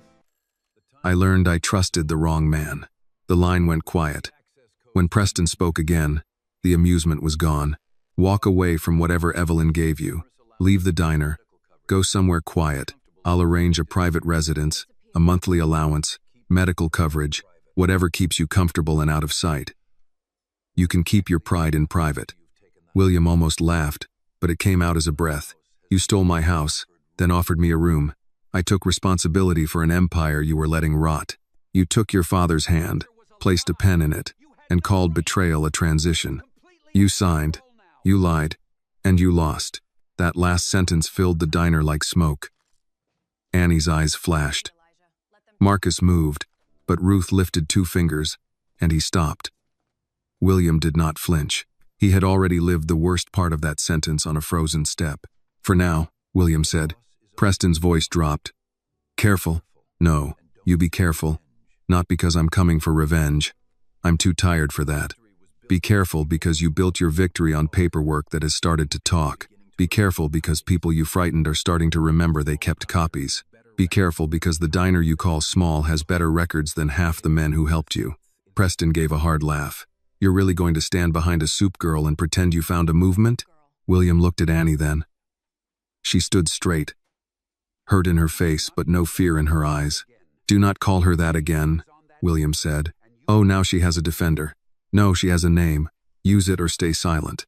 Annie's throat moved. Ruth looked at William with something close to approval, though her face remained guarded. Preston said, You've gotten sentimental. I've gotten clear. Then hear this clearly. If you keep pushing, that place will suffer before I do. William held the receiver tighter. His voice did not rise.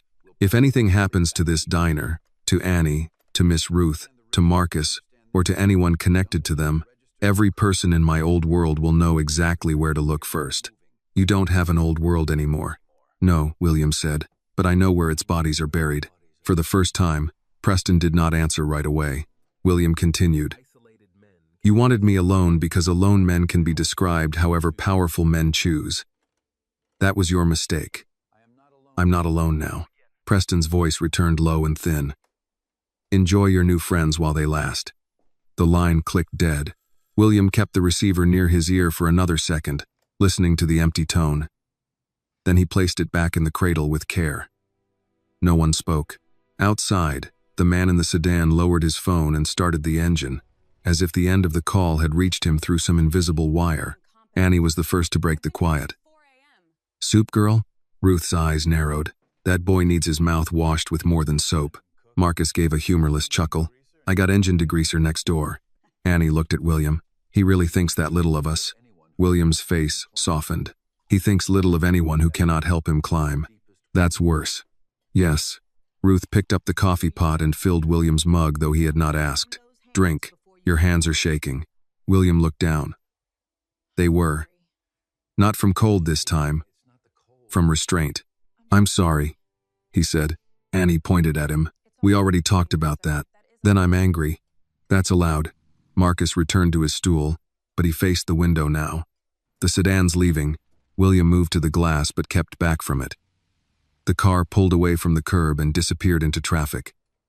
The street looked ordinary again, which somehow made the threat feel sharper. Annie took out the notebook and opened to a blank page. What did he just give us? William turned. What? You said he was proving intent. So we write it down. Time of call. What he said. Who was here? Evelyn's instructions had already taken root. Ruth brought over a pen. Marcus checked the clock. 5:13 p.m. Annie wrote carefully. Call received at 5:13. Preston Harrington asked for William. Threatened bad press. inspections, tax questions, lease pressure, supplier concerns. He called them consequences, Ruth said. Annie added that. Used phrase consequences. Marcus said. Called this place little. Not illegal, William said. Still ugly, Marcus replied. Annie wrote anyway. Ruth sat beside her and added. Threatened the diner would suffer. William watched them turn an act of intimidation into record. It was not dramatic. No one shouted. No one slammed a fist. They simply wrote the truth down before fear could blur it. The door opened, and the supper crowd began with 2 mechanics from Marcus's shop. Annie closed the notebook and slipped it under the counter. Ruth returned to the stove. Marcus turned back to his coffee as if he had not been ready for war 10 seconds earlier. One mechanic sniffed the air. Smells like beef stew. Annie took a breath and smiled. Evening bowl or working bowl? Evening. Been a long day. You and everybody else, Marcus said. The diner resumed its rhythm. But something had changed. Customers who had heard part of the call or sensed its weight stayed longer. Mrs. Coleman came back with a folder of old receipts Annie had once written by hand for church suppers. Mr. Harris brought duct tape for the back door seal without being asked. A woman from the laundromat next door placed $5 into the pay it forward box and whispered, "For whoever he thinks doesn't matter." William helped Ruth carry bowls to the counter. Each simple movement steadied him. He had spent years thinking power lived in titles, bank accounts, contracts, and signatures.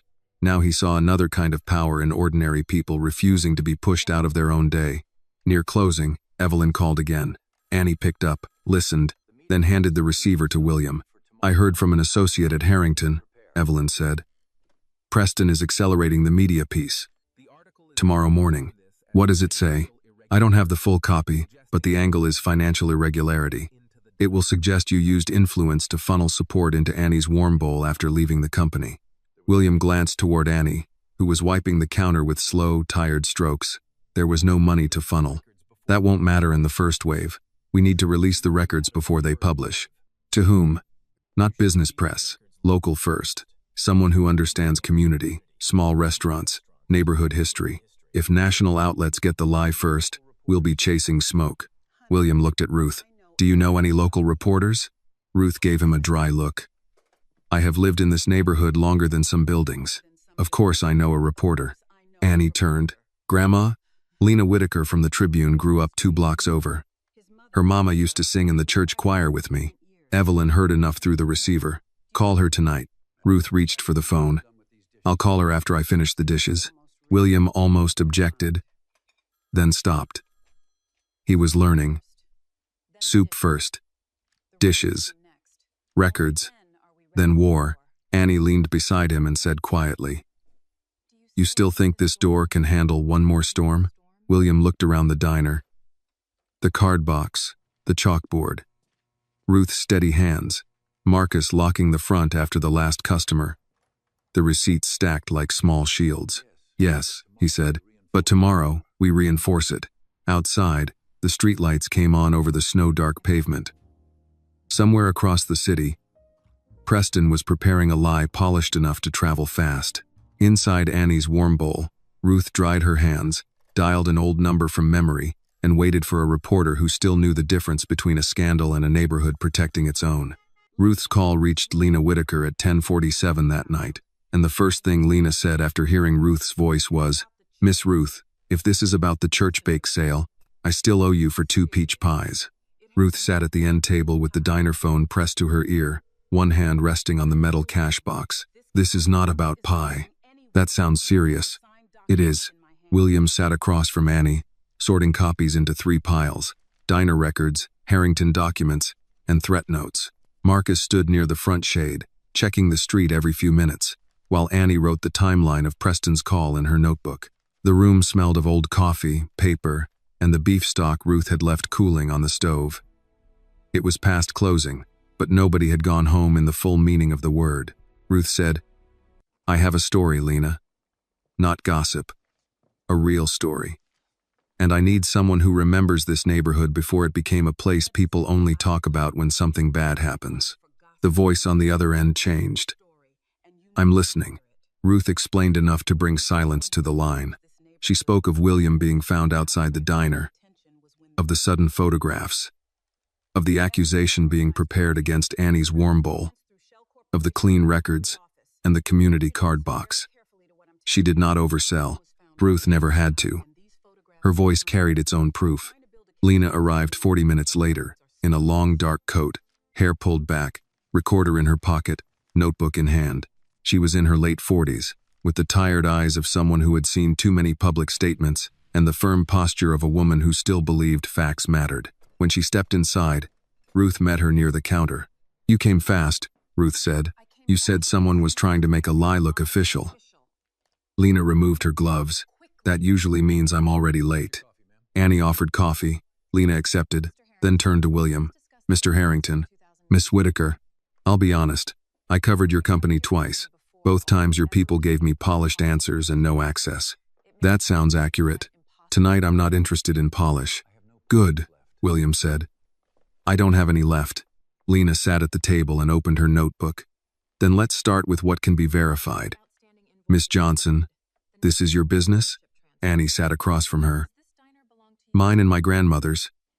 Grandma started feeding people before there was a sign outside. I just help keep the lights on." Ruth called from the counter. "She does more than help." Annie looked down for half a second. "We run it together." Lena wrote that down. "When did Mr. Harrington first arrive?" Annie gave the date, the time as closely as she could remember, and the weather. She did not make it dramatic. She said he was cold, hungry, and sitting at the door after closing. She said she brought him inside because leaving him out there would have been wrong. Lena's pen moved steadily. "Did he offer you money?" "No." "Did he invest in the diner?" "No." "Did any account connected to Harrington Foods transfer funds here?" Annie's voice stayed clear. "No. He borrowed socks before he ever touched our notebook." Marcus made a low sound. "Put that in the article." Lena glanced at him. "I might." William slid the first folder across the table. Sales records, invoices, rent notices, supplier documents, daily counts for the Pay It Forward Bowl. It is imperfect, but it is honest. Lena opened the folder, scanned the first pages, then looked at Annie. "You kept all this by hand?" "Yes. Most small places don't keep this much. My grandma says memory gets tired when money gets tight." Ruth nodded. "And landlords like tired memory." Lena almost smiled, but her face settled back into work. "What about the claim that Mr. Harrington is using the diner to rebuild sympathy?" Annie's answer came slower. "I can't control what people think. But this place was here before he came. The customers were here before he came. The rent was hard before he came. The soup was good before he came." She looked at William briefly. "He helped us see what we were doing wrong. That's not the same as owning us." William looked at the table. He had been named in thousands of rooms. But this was the first time someone defended the line between help and ownership with such care. Lena turned to him. "Why stay here?" He folded his hands. "Because they opened the door." "That's not a business answer." "It isn't a business decision." "Then what is it?" William took a breath. "I lost my company on paper. I lost my house through my own signature. I lost people who claimed they cared about me. This diner gave me shelter before it knew my name. Then it gave me work. I am helping because I know food businesses, and because usefulness is the only thing I currently own that is worth anything." Lena did not write for a moment. "Do you intend to use Annie's warm bowl against your son?" "No." "Do you intend to reclaim Harrington Foods?" William paused. The old answer would have been immediate. "Yes. Everything. Every share. Every chair." But he looked at Annie's notebook, Ruth's cash box, Marcus standing watch near the shade, and the answer became less simple. "I intend to expose how he took it," he said. "What happens after that should be decided in daylight." Ruth's eyes moved to him, approving the restraint. Lena set her pen down. "I need to ask about race, because if I don't, someone else will ask it badly. Miss Johnson, do you feel used by a wealthy white man with a public problem?" Annie did not answer quickly. The question was sharp, but not cruel. It named what others would whisper. "I know what it looks like to some people," Annie said. "I know how fast folks decide a young black woman must be somebody's charity story or somebody's prop. But I was the one who opened the door. I was the one who chose not to walk past him. And I am the one who still decides what happens in my diner. Mr. Harrington doesn't speak for me. Lena nodded. And does he understand that? Annie looked at William. He's learning. William accepted the correction. I am. Marcus muttered. Better than most. Lena turned a page. Miss Ruth, your view? Ruth leaned on the counter. My view is simple. A hungry man came in. We fed him. A broken man stayed. We gave him work. A useful man offered help. We accepted some and refused what did not fit. That is not a scandal. That is how neighbors used to behave before people started needing permission to be decent. Lena's pen moved faster. The interview lasted until after midnight. Evelyn joined by phone to confirm the documents Preston's side was preparing, and to state that no Harrington funds had entered Annie's warm bowl. Lena asked for copies, took photos of the chalkboard, the card box, the worn sign, the supplier invoice with the new rate, and Ruth's old cash box. She also asked to speak with customers in the morning. Before leaving, she stood by the door and looked back at the room. I can't promise what other outlets will do, but I can publish what I can verify before their piece runs. How soon? William asked. Early, before breakfast if my editor has a pulse. Ruth handed her a paper bag. Lena looked inside. Bread? And stew. Miss Ruth, I'm working. Then eat while working. Lena accepted the bag with a small smile. Yes, ma'am. After she left, the diner felt both lighter and more exposed. Annie locked the door, then rested her forehead briefly against the wood. William saw her shoulders rise and fall. You did well, he said. She turned. I don't know if well matters when people already want to believe ugly things. It matters to the people still deciding. And the people who aren't? Ruth answered before William could. Some folks would call the sun suspicious if it rose over the wrong house. Don't spend your strength on them. Annie nodded, but her face showed the weight of the day. She gathered the cups from the table and carried them to the sink. William helped, without being asked. Near 1 a.m, when Marcus finally left through the back to cross into his shop, he paused beside William. That sedan comes back. I'll know. Thank you. Marcus pulled on his cap. Don't thank me yet. I'm cranky when I'm right. The night passed in uneven sleep. William woke before dawn to the sound of Ruth's stove and Annie's footsteps. For a brief second, he forgot the article, the watcher, the phone call. Then the diner phone rang. Annie picked it up. Annie's warm bowl. Her face changed. Yes, Miss Whitaker. Okay, I'll tell them. She hung up and turned toward William and Ruth. It's live. Ruth wiped her hands on her apron. Read it. Annie opened the link on Ruth's old tablet. Her voice shook at first, then grew steadier.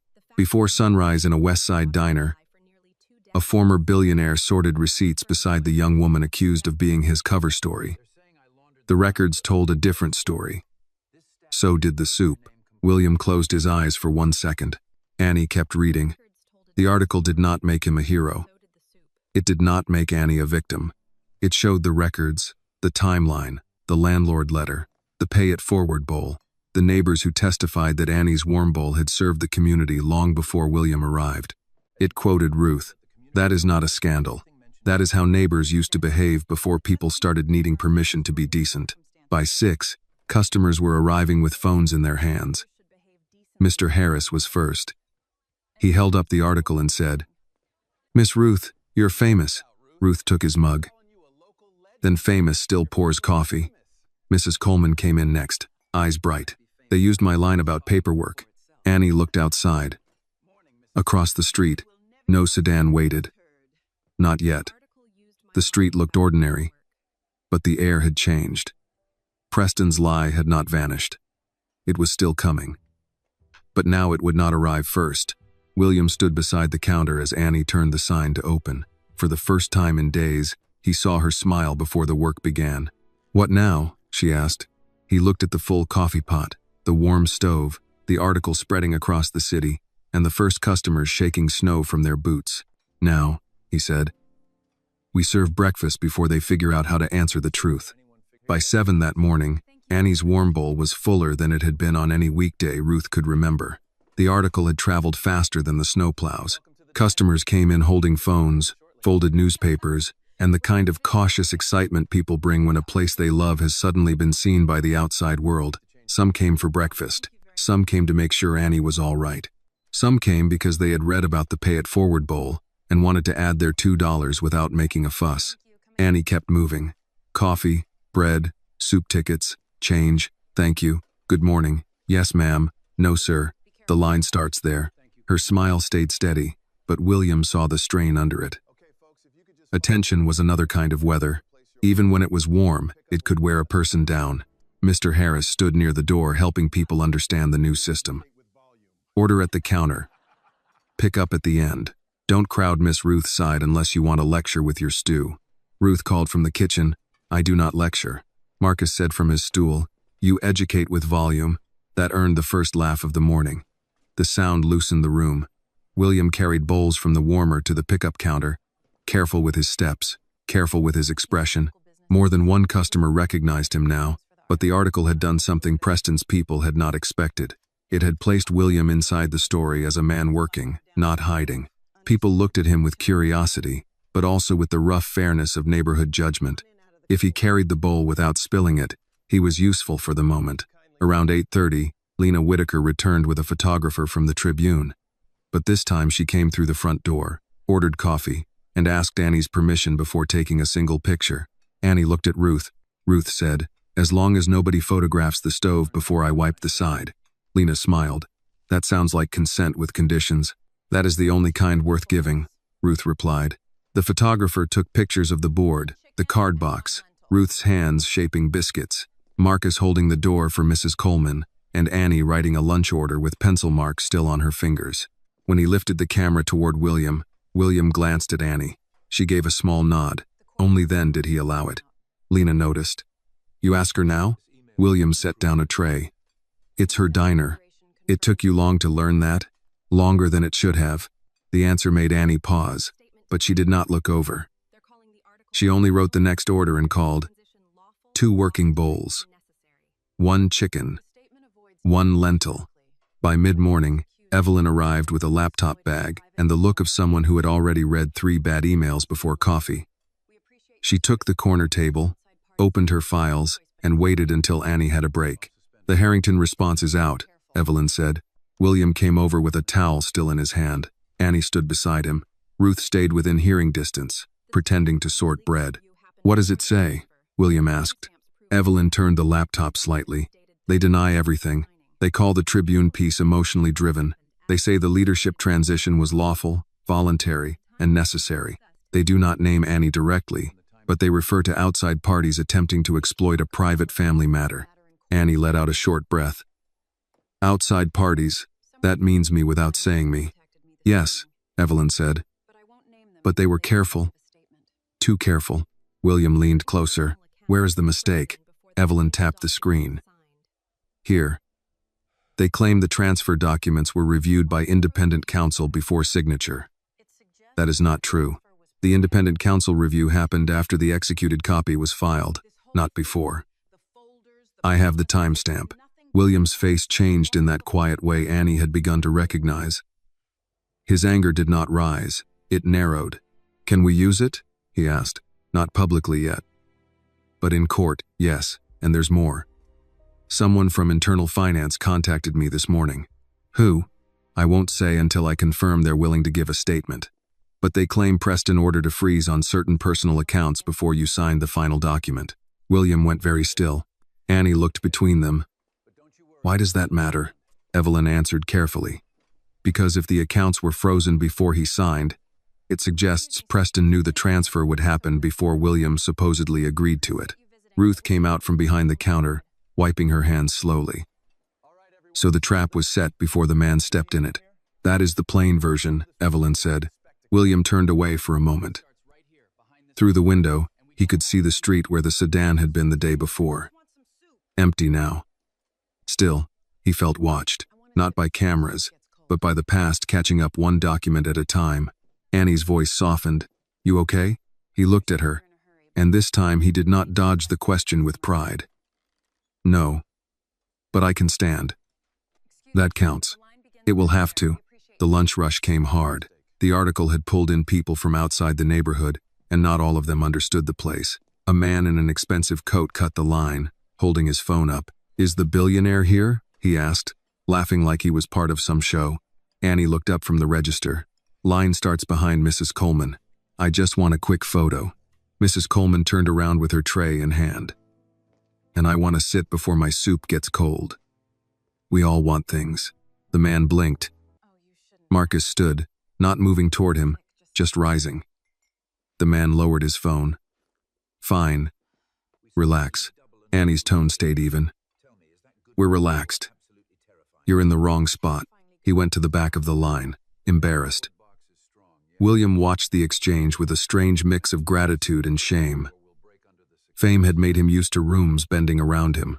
Here, the room bent around the elderly woman with hot soup, because that was the proper order of things. At 2, the diner finally slowed. Annie sank onto the stool behind the counter and pressed her palms against her eyes. Ruth placed tea beside her. "Drink." "I'm not sick." "Did I ask?" Annie took the tea. William sat across from her with the notebook. "You served almost double a normal lunch. Is that good or terrifying?" "Both. Great. My favorite combination." He turned the notebook around. "The pay it forward box is strong, but if this traffic keeps coming, you need a second pickup shelf, more prep space, and a clean way to separate regular customers from people coming because of the article." Annie lowered the mug. "You mean tourists? Some will be. Some may become customers. Some will only want to say they saw the place. You cannot let curiosity slow down the people who depend on you." Ruth nodded. "The workers still have 30 minutes for lunch. Fame doesn't stretch a lunch break." Annie looked at the room. "We don't have space." Marcus, who had been tightening a loose screw on a chair, said, "You got the empty storage room next to my shop. Been unused since the print place moved out." Annie looked at him. "That place has a busted ceiling and smells like motor oil. Ceiling can be fixed. Smell builds character." William leaned forward. "Who owns it?" "Same block partnership that owns my shop." "Not Kaplan." That made everyone quiet for a second. William's mind began moving. "How large?"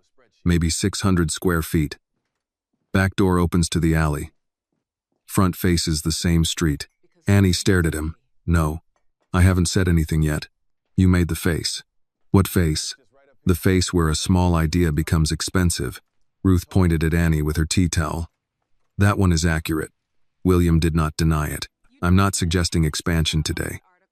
I'm suggesting we look. If the space is affordable, it could become prep and pickup. Not a second restaurant. A relief valve. A relief valve sounds like plumbing. In restaurants, plumbing matters." Marcus grabbed his coat. "Come on then. I'll show you before you turn the whole block into a spreadsheet." Annie hesitated, but Ruth took the mug from her hand. "Go look. Looking is free. Nothing is free when Mr. Harrington is thinking." William stood. "That is also accurate." The 4 of them crossed the sidewalk after Annie put on her coat. The air was sharp but clearer than the day before. A few people outside the diner nodded as they passed. One woman called, "Good article, Annie." Annie lifted a hand, shy but proud. Marcus unlocked the neighboring space. The door stuck at first, then gave with a scrape. Inside, the room was dim, dusty, and cold. Old shelves lined one wall. The ceiling had water stains. The floor needed work, but the space was real, and through the front window Annie could see her own diner sign next door. "No," she said again, quieter this time. William looked around. "You say no when you're scared." "I say no when I see bills." "Good. Fear of bills keeps people honest." Marcus tapped the wall. "This side connects close to your kitchen alley. Could run orders from the back if city permits don't make everybody cry." Annie walked to the window.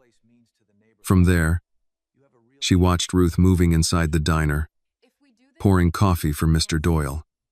The thought of more space should have felt exciting. Instead, it felt like standing too close to a road she had not planned to cross. William came beside her, leaving a respectful distance. "This does not happen unless you want it. I want Grandma to stop worrying about rent. That is not the same as wanting this. I want people fed. That is still not the same." She looked at him. "Then what do I want?" He shook his head. "I can help with numbers." "Not that." For once, the answer did not sound like strategy. It sounded like respect. Annie looked back at the diner. If we did this, we don't make it fancy. No. No rich people soup with foam or tiny bowls. Absolutely not. No pushing out the people who came before the article. That is the first rule. And if it starts changing us, we stop. William nodded. Agreed. Marcus looked between them. So that's a maybe. Annie sighed. That is a don't tell Grandma yet. Ruth's voice came from the doorway behind them. Too late. They turned. She stood with her coat over her apron and one eyebrow raised. Annie groaned. Grandma. Ruth stepped inside, looked once at the stained ceiling, once at the wall, once at William. It needs work. Marcus smiled. So do most good things. Ruth ignored him and looked at Annie. We pray, we count, we ask the landlord, and we do not let excitement outrun wisdom. William nodded. That is exactly right. Ruth looked at him. I wasn't asking if it was. He lowered his gaze with the smallest smile. No, ma'am. That evening, Evelyn called again. The finance employee had agreed to meet, but only if William came without press and without anger. The meeting would be the next night, at a union diner near the old freight yards. Annie heard enough from the counter. You're not going alone. William covered the receiver. That is not your burden. She gave him a look. You're in my diner, remember? Trouble followed you here. We already discussed the difference. Marcus lifted his hand. I'll drive, Ruth said, and I'll pack food. People tell the truth better when their stomachs aren't fighting them. William looked at them, at this unlikely council gathered under old lights, and felt again the weight of Preston's mistake. His son had thought a man without wealth would be alone. He had never understood that some doors, once opened, did more than shelter. They gathered people. William returned to the phone. Tell them I'll be there, he said to Evelyn. And tell them they won't be walking into an ambush, Annie added from the counter. Tell them there'll be sandwiches. Evelyn paused. Sandwiches? William looked at Annie, then at Ruth, then at Marcus, all waiting as if this were now part of the legal strategy. Yes, he said. Apparently sandwiches. The union diner near the old freight yards looked like the kind of place that had survived by refusing to impress anybody. Its sign buzzed in red letters above the door.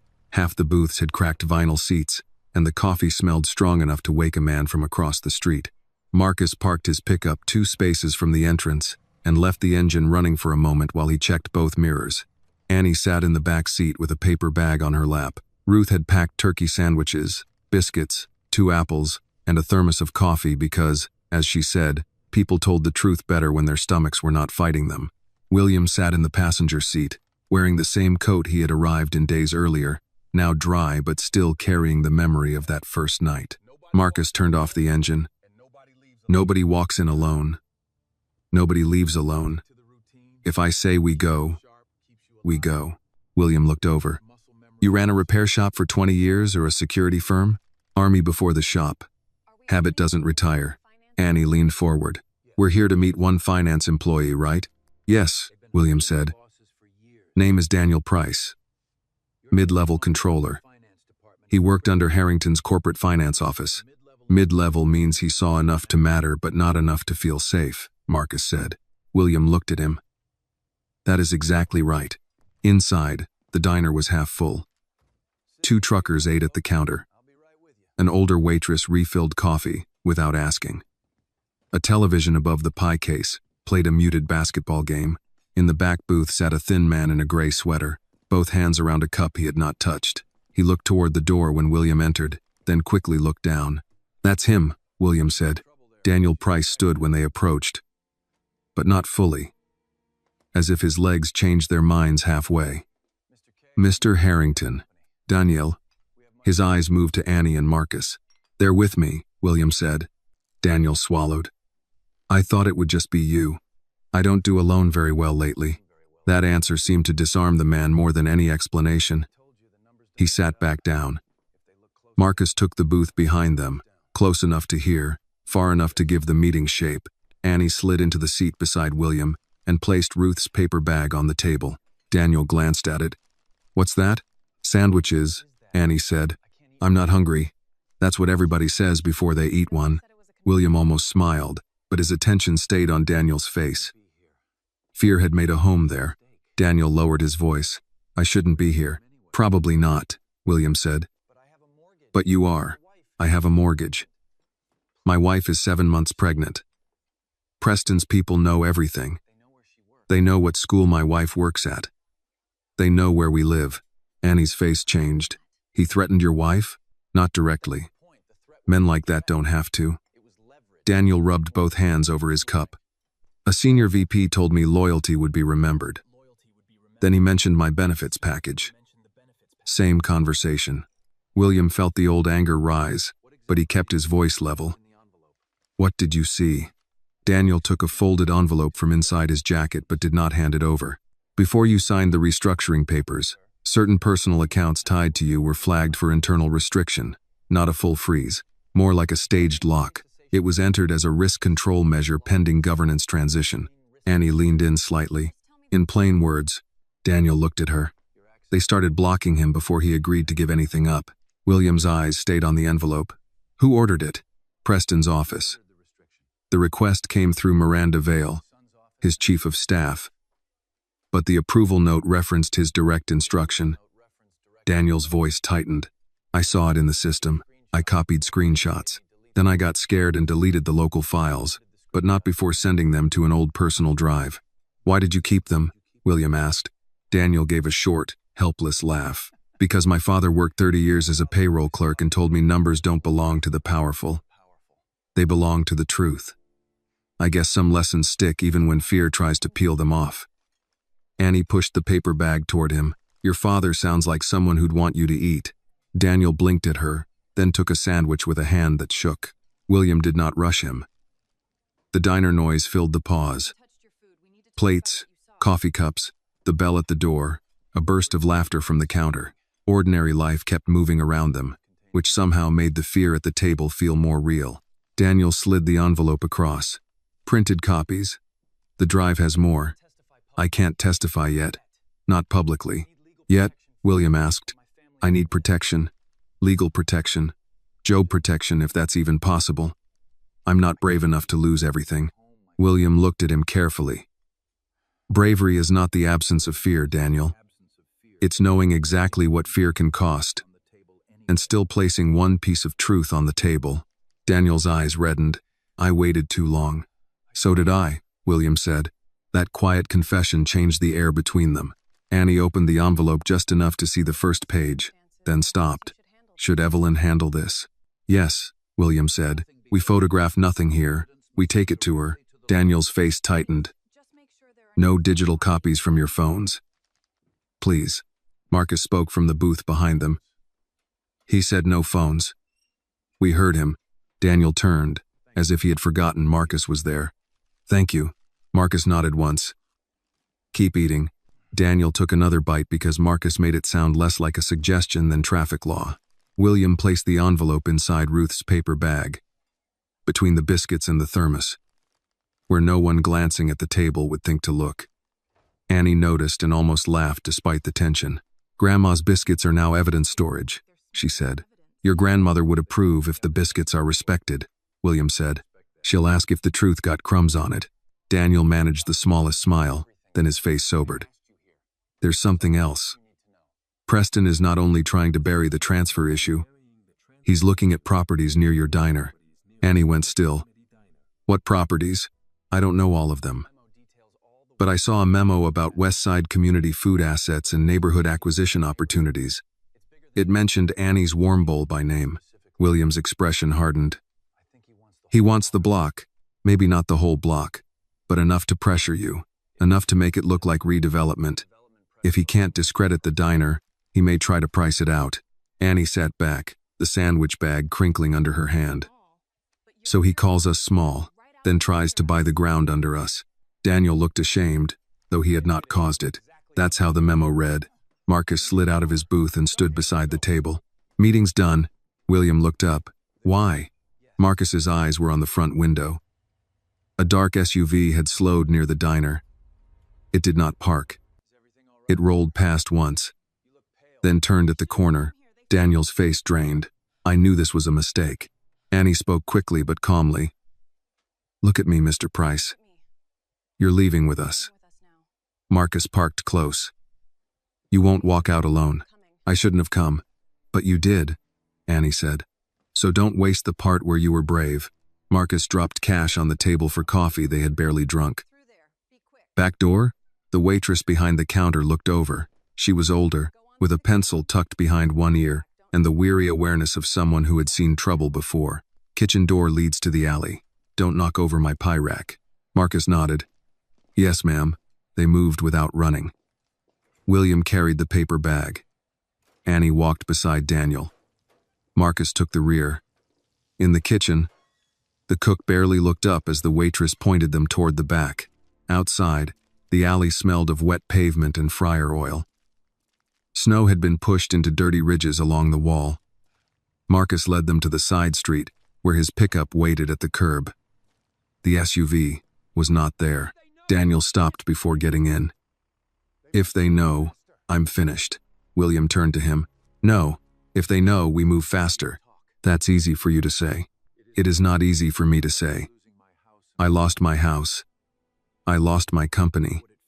I know what it is to watch a life get pulled out from under you. William's voice softened. But you still have something Preston fears. What? The truth he missed. Daniel looked at the paper bag in William's hand, then at Annie. Why are you helping him? Annie answered without hesitation. Because he was cold. Then because he was useful. Now because what happened to him is starting to happen to us. Daniel absorbed that, then nodded and climbed into the truck. Marcus drove a different route back, taking side streets, doubling once around a closed gas station, then heading toward the diner. Nobody spoke for several blocks. Annie held the paper bag on her lap now, both hands around it as if she carried something breakable. William looked out at the dark warehouses and rail lines sliding past. He had spent years thinking his empire was built of contracts and capital. Tonight, one frightened accountant, one packed sandwich, one waitress who knew the back exit, and one repairman with old military habits had moved the truth farther than any boardroom had. When they reached Annie's warm bowl, Ruth was waiting inside with Evelyn on speakerphone and the metal cash box open on the table. Well? Ruth asked. Annie lifted the paper bag. Grandma, your biscuits helped smuggle evidence. Ruth looked at William. Did they get crushed? No, Mom. Then continue. Evelyn's voice came through the phone. Tell me exactly what you have. William removed the envelope and set it on the table. His hands were steady now. Proof they restricted my accounts before I signed. And a warning that Preston may be targeting this block. Ruth's face did not change, but her eyes cooled. Then he has poor manners and worse judgment. Annie looked toward the front door, the same door she had opened for William in the snow. What happens now? William looked at the envelope, then at Annie, Ruth, Marcus, and the phone glowing on the table. Now we stop defending only the diner. We defend the whole block. Marcus nodded slowly. That sounds like work. Ruth went to the stove and lifted the lid from a pot of soup. Then everybody eats first. This time nobody argued. By sunrise, Ruth had already turned the stove on, but the room did not carry its usual calm. The pot was there, the bread was there, the coffee was there, yet every person inside Annie's warm bowl knew the fight had moved beyond one diner. Preston was not only trying to damage William's name, he was circling the block itself, looking for weak leases, tired owners, unpaid repairs, and people who could be pressured one at a time. Marcus came in before opening with a folder under his arm and a strip of dried paint on his sleeve. I made calls. Annie looked up from the counter. You made calls before 6? People over 50 wake up early whether we want to or not. He placed the folder beside William. The laundromat's month to month. The barber has a lease expiring in March. The print shop space is empty. My shop has 3 years left, but the partnership that owns it has been getting letters. William opened the folder. Letters from whom? Some development firm. Lakefront Renewal Partners. Evelyn, who had arrived with dark circles under her eyes and a legal pad in hand, stopped mid-sip of coffee. That name came up in one of Preston's side filings. William turned to her. Connected? Not openly, but the registered agent overlaps with a firm Harrington used for property acquisitions 5 years ago. Annie wiped her hands on her apron. In regular words, Ruth answered from the stove. Preston put on a different hat and knocked on the same doors. That is possible, Evelyn said. We need proof before saying it. Marcus pulled out a chair. Then we get proof before they get the block. By 7, the first customers arrived, and the day began the way it always did. Coffee poured, bread sliced, soup ladled, change counted. But between orders, Annie wrote down names of business owners on a brown paper bag. Laundromat, barber, repair shop, corner grocery, church pantry, bus office, senior apartments. William watched her hand move fast, her writing uneven from the rush. You don't have to carry all of this, he said. She did not look up. I'm not carrying it alone. No, but you are putting yourself in the center. Annie stopped writing. Mr. Harrington, when you came to our door, you were one man in the cold. Now it's a whole block. If we open the door for one and close it for the rest, what was the point? He had no answer ready, which he had learned usually meant she had said something worth keeping.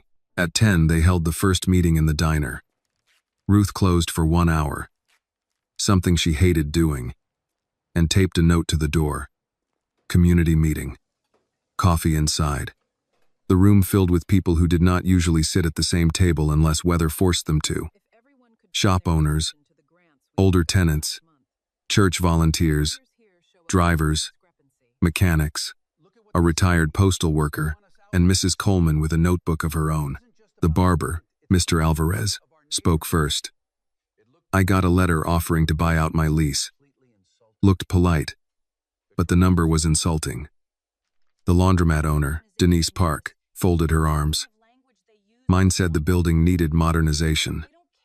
That's what they call it when they want you gone, but don't want to sound cruel. Mrs. Coleman lifted a printed letter. The senior building got a survey asking residents if they'd consider relocation assistance. Nobody asked if they wanted to relocate. A low anger moved through the room. Not loud, not wild. Older anger. The kind that had paid taxes, swept sidewalks, fixed signs after storms, and still had to prove it deserved to stay. William stood near the counter, letting them speak before he did. In his old life, he would have taken control of the room by instinct. Today he waited until Annie gave him a small nod. These letters are not random, he said. They are testing who feels alone. That is how acquisitions begin in neighborhoods like this. One owner thinks they are the only one receiving pressure. One tenant thinks no one else is worried. One business signs because they believe resistance is impossible. Denise looked at him. And what do we do? Some of us don't have lawyers. Evelyn stepped forward.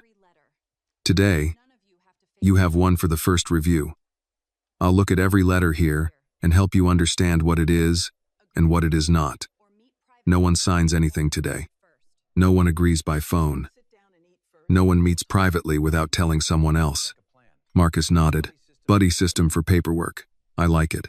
Ruth set a tray of coffee cups on the counter. And everybody eats something. Hungry folks make rushed decisions. Mr. Alvarez took a biscuit. Miss Ruth, you make biscuits sound like legal defense. Sometimes they are. The first laugh came, and with it, the room loosened enough to think. Annie brought out the metal cash box. Not for money this time, but for copies. We'll keep a community file here. Only copies, not originals. Dates, letters, calls, visits.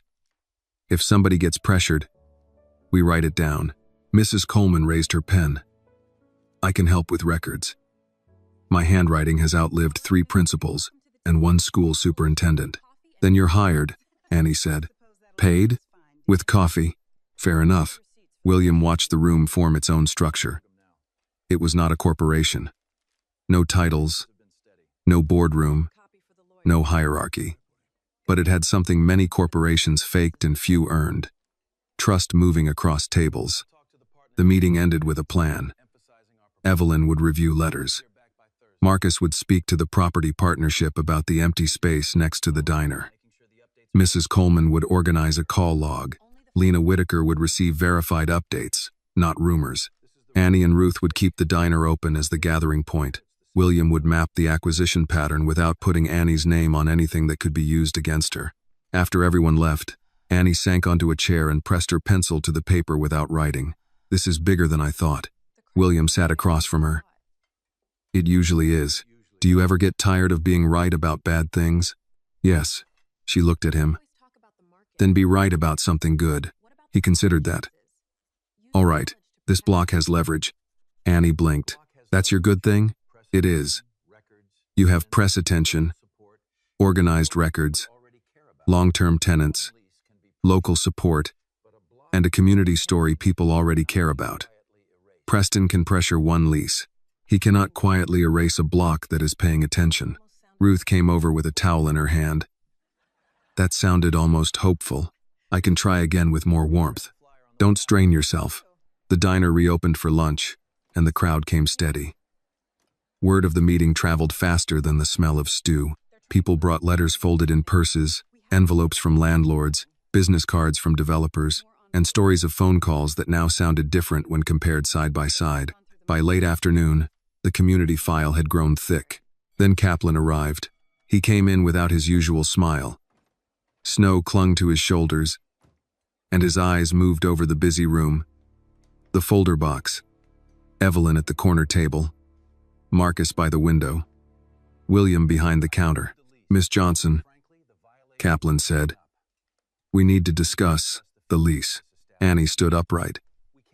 You can speak with me here. I prefer private. I don't. His face tightened. This is a business matter. Ruth stepped beside Annie. Then it can stand under lights. Kaplan lowered his voice. You are attracting attention that affects the property. William came forward, but Annie lifted one hand, stopping him. She looked at Kaplan herself. We pay rent. We keep the place clean. We bring people to this street. What attention are you talking about? The kind that complicates ownership. Ownership for who? Kaplan's mouth closed. Evelyn rose from the corner table. Mr. Kaplan, any lease communication can be sent in writing to Miss Johnson. I'll review it. He looked at her. You represent them now? For this conversation, yes, Marcus added, and for the part where you don't corner women in their own diner. Kaplan looked around and realized the room had turned toward him. Not aggressively. Worse, attentively. Every person there would remember what he said. This is getting out of hand, he muttered. Ruth smiled without warmth. No. It is getting witnessed. Kaplan left with his coat still half open, the bell sounding sharper than usual behind him. Annie released a breath. William came close, keeping his voice low. You did that well. My knees don't agree. They're allowed to be scared after the work is done. She gave him a tired smile. Another business lesson? No, something I learned from you. That quieted her more than praise. Near closing, Marcus returned from a meeting with the property partnership that owned the empty space next door. He placed a key on the counter. Annie froze. What is that? Temporary access. 30 days. They'll consider a short lease if we clean it up and show a plan. William picked up the key, then placed it in front of Annie. Your decision. She looked at the key as if it were heavier than metal. Ruth stood beside her, saying nothing. The whole day had been about doors. Doors pressured. Doors watched. Doors almost bought. Now one more door waited. Annie touched the key but did not pick it up. If we use that space, it's not for making us look bigger. William nodded. Then what is it for? She looked through the window at the block outside, the repair shop, the laundromat, the people walking home with shoulders hunched against the cold. For making sure nobody gets pushed out hungry. Ruth placed her hand over Annie's for 1 second. Then tomorrow, we sweep. William looked at the key, then at the diner door Annie had opened to him. Preston was moving through shell companies and pressure letters, trying to buy what he could not understand. But inside Annie's warm bowl, a different kind of expansion had begun, not from greed, but from defense. Outside, the streetlights came on. Inside, Annie finally picked up the key. The next morning began with brooms, buckets, and a key that felt too important for its size. Annie unlocked the empty space beside Marcus's repair shop just after 7, while Ruth stood behind her with a scarf tied over her hair and William carried a box of cleaning supplies he had purchased with money. Marcus insisted came from the Community Coffee Fund, though no one could prove such a fund had existed before breakfast. The door opened with the same stubborn scrape as before, and cold air rolled out of the room as if it had been waiting years to leave. Annie stepped inside first. Dust coated the old shelves. A broken sign from the former print shop leaned against one wall. The ceiling showed stains, the floor was rough, and the back corner smelled faintly of oil and wet cardboard. She looked around and let out a breath. This is going to take more than one broom. Marcus came in behind her. I brought 3. Ruth studied the room, then pointed at the far wall. Prep tables there, pickup shelf near the front. No chairs yet. William turned to her. You already designed it. I cooked in church basements for 40 years. I can design a room while judging potato quality. Annie smiled despite the weight in her chest. Grandma, yesterday you said we were only looking. We looked. I didn't like the dust. Now we clean. By 9, half the block had found a reason to stop by. Mrs. Coleman brought labels and tape. Mr. Harris brought 2 folding tables from the delivery office. Denise from the laundromat sent over a rolling rack no one could remember buying. Mr. Alvarez arrived with a toolbox and said he was closing the barber shop for 1 hour because hair can wait, rent cannot. Nobody called it a grand opening. Nobody called it expansion. They called it cleaning the room next door, which made the whole thing easier to believe. William moved from person to person with a clipboard, noting repairs, costs, possible permits, and what could be done safely without rushing. He did not give speeches. He asked who knew electricians, who had dealt with city inspectors, who could recommend a plumber who did not charge like he was repairing the mayor's house. Annie caught him once near the window, watching everyone work. What? She asked. He shook his head. I used to pay consultants to create loyalty programs. And none of them understood loyalty. Before she could answer, Evelyn hurried in with her laptop bag against her side. Snow had melted on the shoulders of her coat, and her face carried the sharp look of news. William, he set the clipboard down. What happened? The finance documents checked out. Daniel's copies match internal timestamps from the archived system. More important, the account restriction was entered before your final signature. Ruth lowered the broom. So the trap has a date. Yes, Evelyn said. And Lena is ready to publish a follow-up. But that's not all. The development firm sent letters to 4 more properties this morning. Same language, same timeline. They're moving fast because they know people are organizing. Annie's hand tightened around the broom handle. Then we publish first again. Evelyn looked at her. That is Lena's advice too. But she wants people on record. Not gossip, not anger. Names, letters, copies, dates. Mrs. Coleman lifted her labeled folder. We have those. Marcus glanced toward William. And we have the block. By noon, Annie's warm bowl and the unfinished room next door had become one long line of testimony. Lena returned with her recorder and notebook, but this time she did not have to pull the story out of anyone. People came ready. Mr. Alvarez showed his buyout letter. Denise brought the modernization notice. Mrs. Coleman had copies from the senior building. Marcus brought the partnership letter and an email showing Lakefront Renewal had requested property details 3 weeks before Preston's first public statement about William. Lena listened, verified, and asked the same question every time. Did anyone explain who was behind the firm? Every answer was no. William watched from the counter, where he and Ruth had resumed serving lunch between interviews. He had thought the climax of his life would happen in court, under marble ceilings, with attorneys quoting documents and board members forced to answer. Instead, it was happening beside a pot of lentil soup, while a retired school secretary placed tape on copies and a mechanic held the door open for a reporter. At 2:30, Evelyn's phone rang. She stepped outside to answer, then returned with her mouth set. Preston wants a meeting. William wiped his hands on a towel.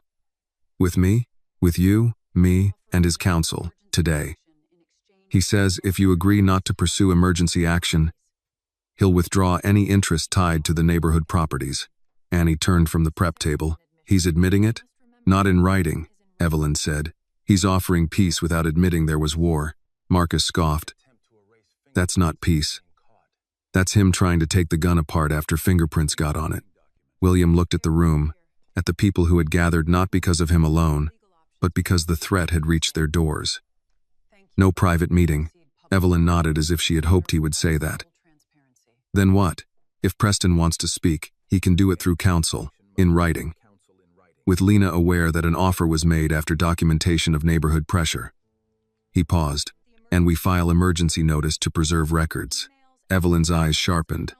"That will force them to hold internal emails, acquisition memos, account logs, all of it." "Yes. It will also make this official." William looked at Annie. "It already is." Annie did not smile. She only nodded. By late afternoon, Lena's follow-up article went live. This one was harder than the first. It named the development firm, traced public records, showed the pattern of letters, and included the account restriction timeline without revealing Daniel's identity. The headline moved across phones in the diner before Ruth had finished the supper bread. "After former CEO finds shelter in Westside Diner. Records point to wider pressure campaign." The reaction came faster than anyone expected. Calls began reaching the diner, the repair shop, and Evelyn's office. Local officials wanted statements. A neighborhood coalition offered legal support. A nonprofit that worked with small food businesses asked to help Annie apply for equipment funding. Then, at 5:16 p.m., Harrington Foods released a statement announcing an independent internal review and Preston's temporary leave from operational authority. Annie read the line twice from Ruth's tablet.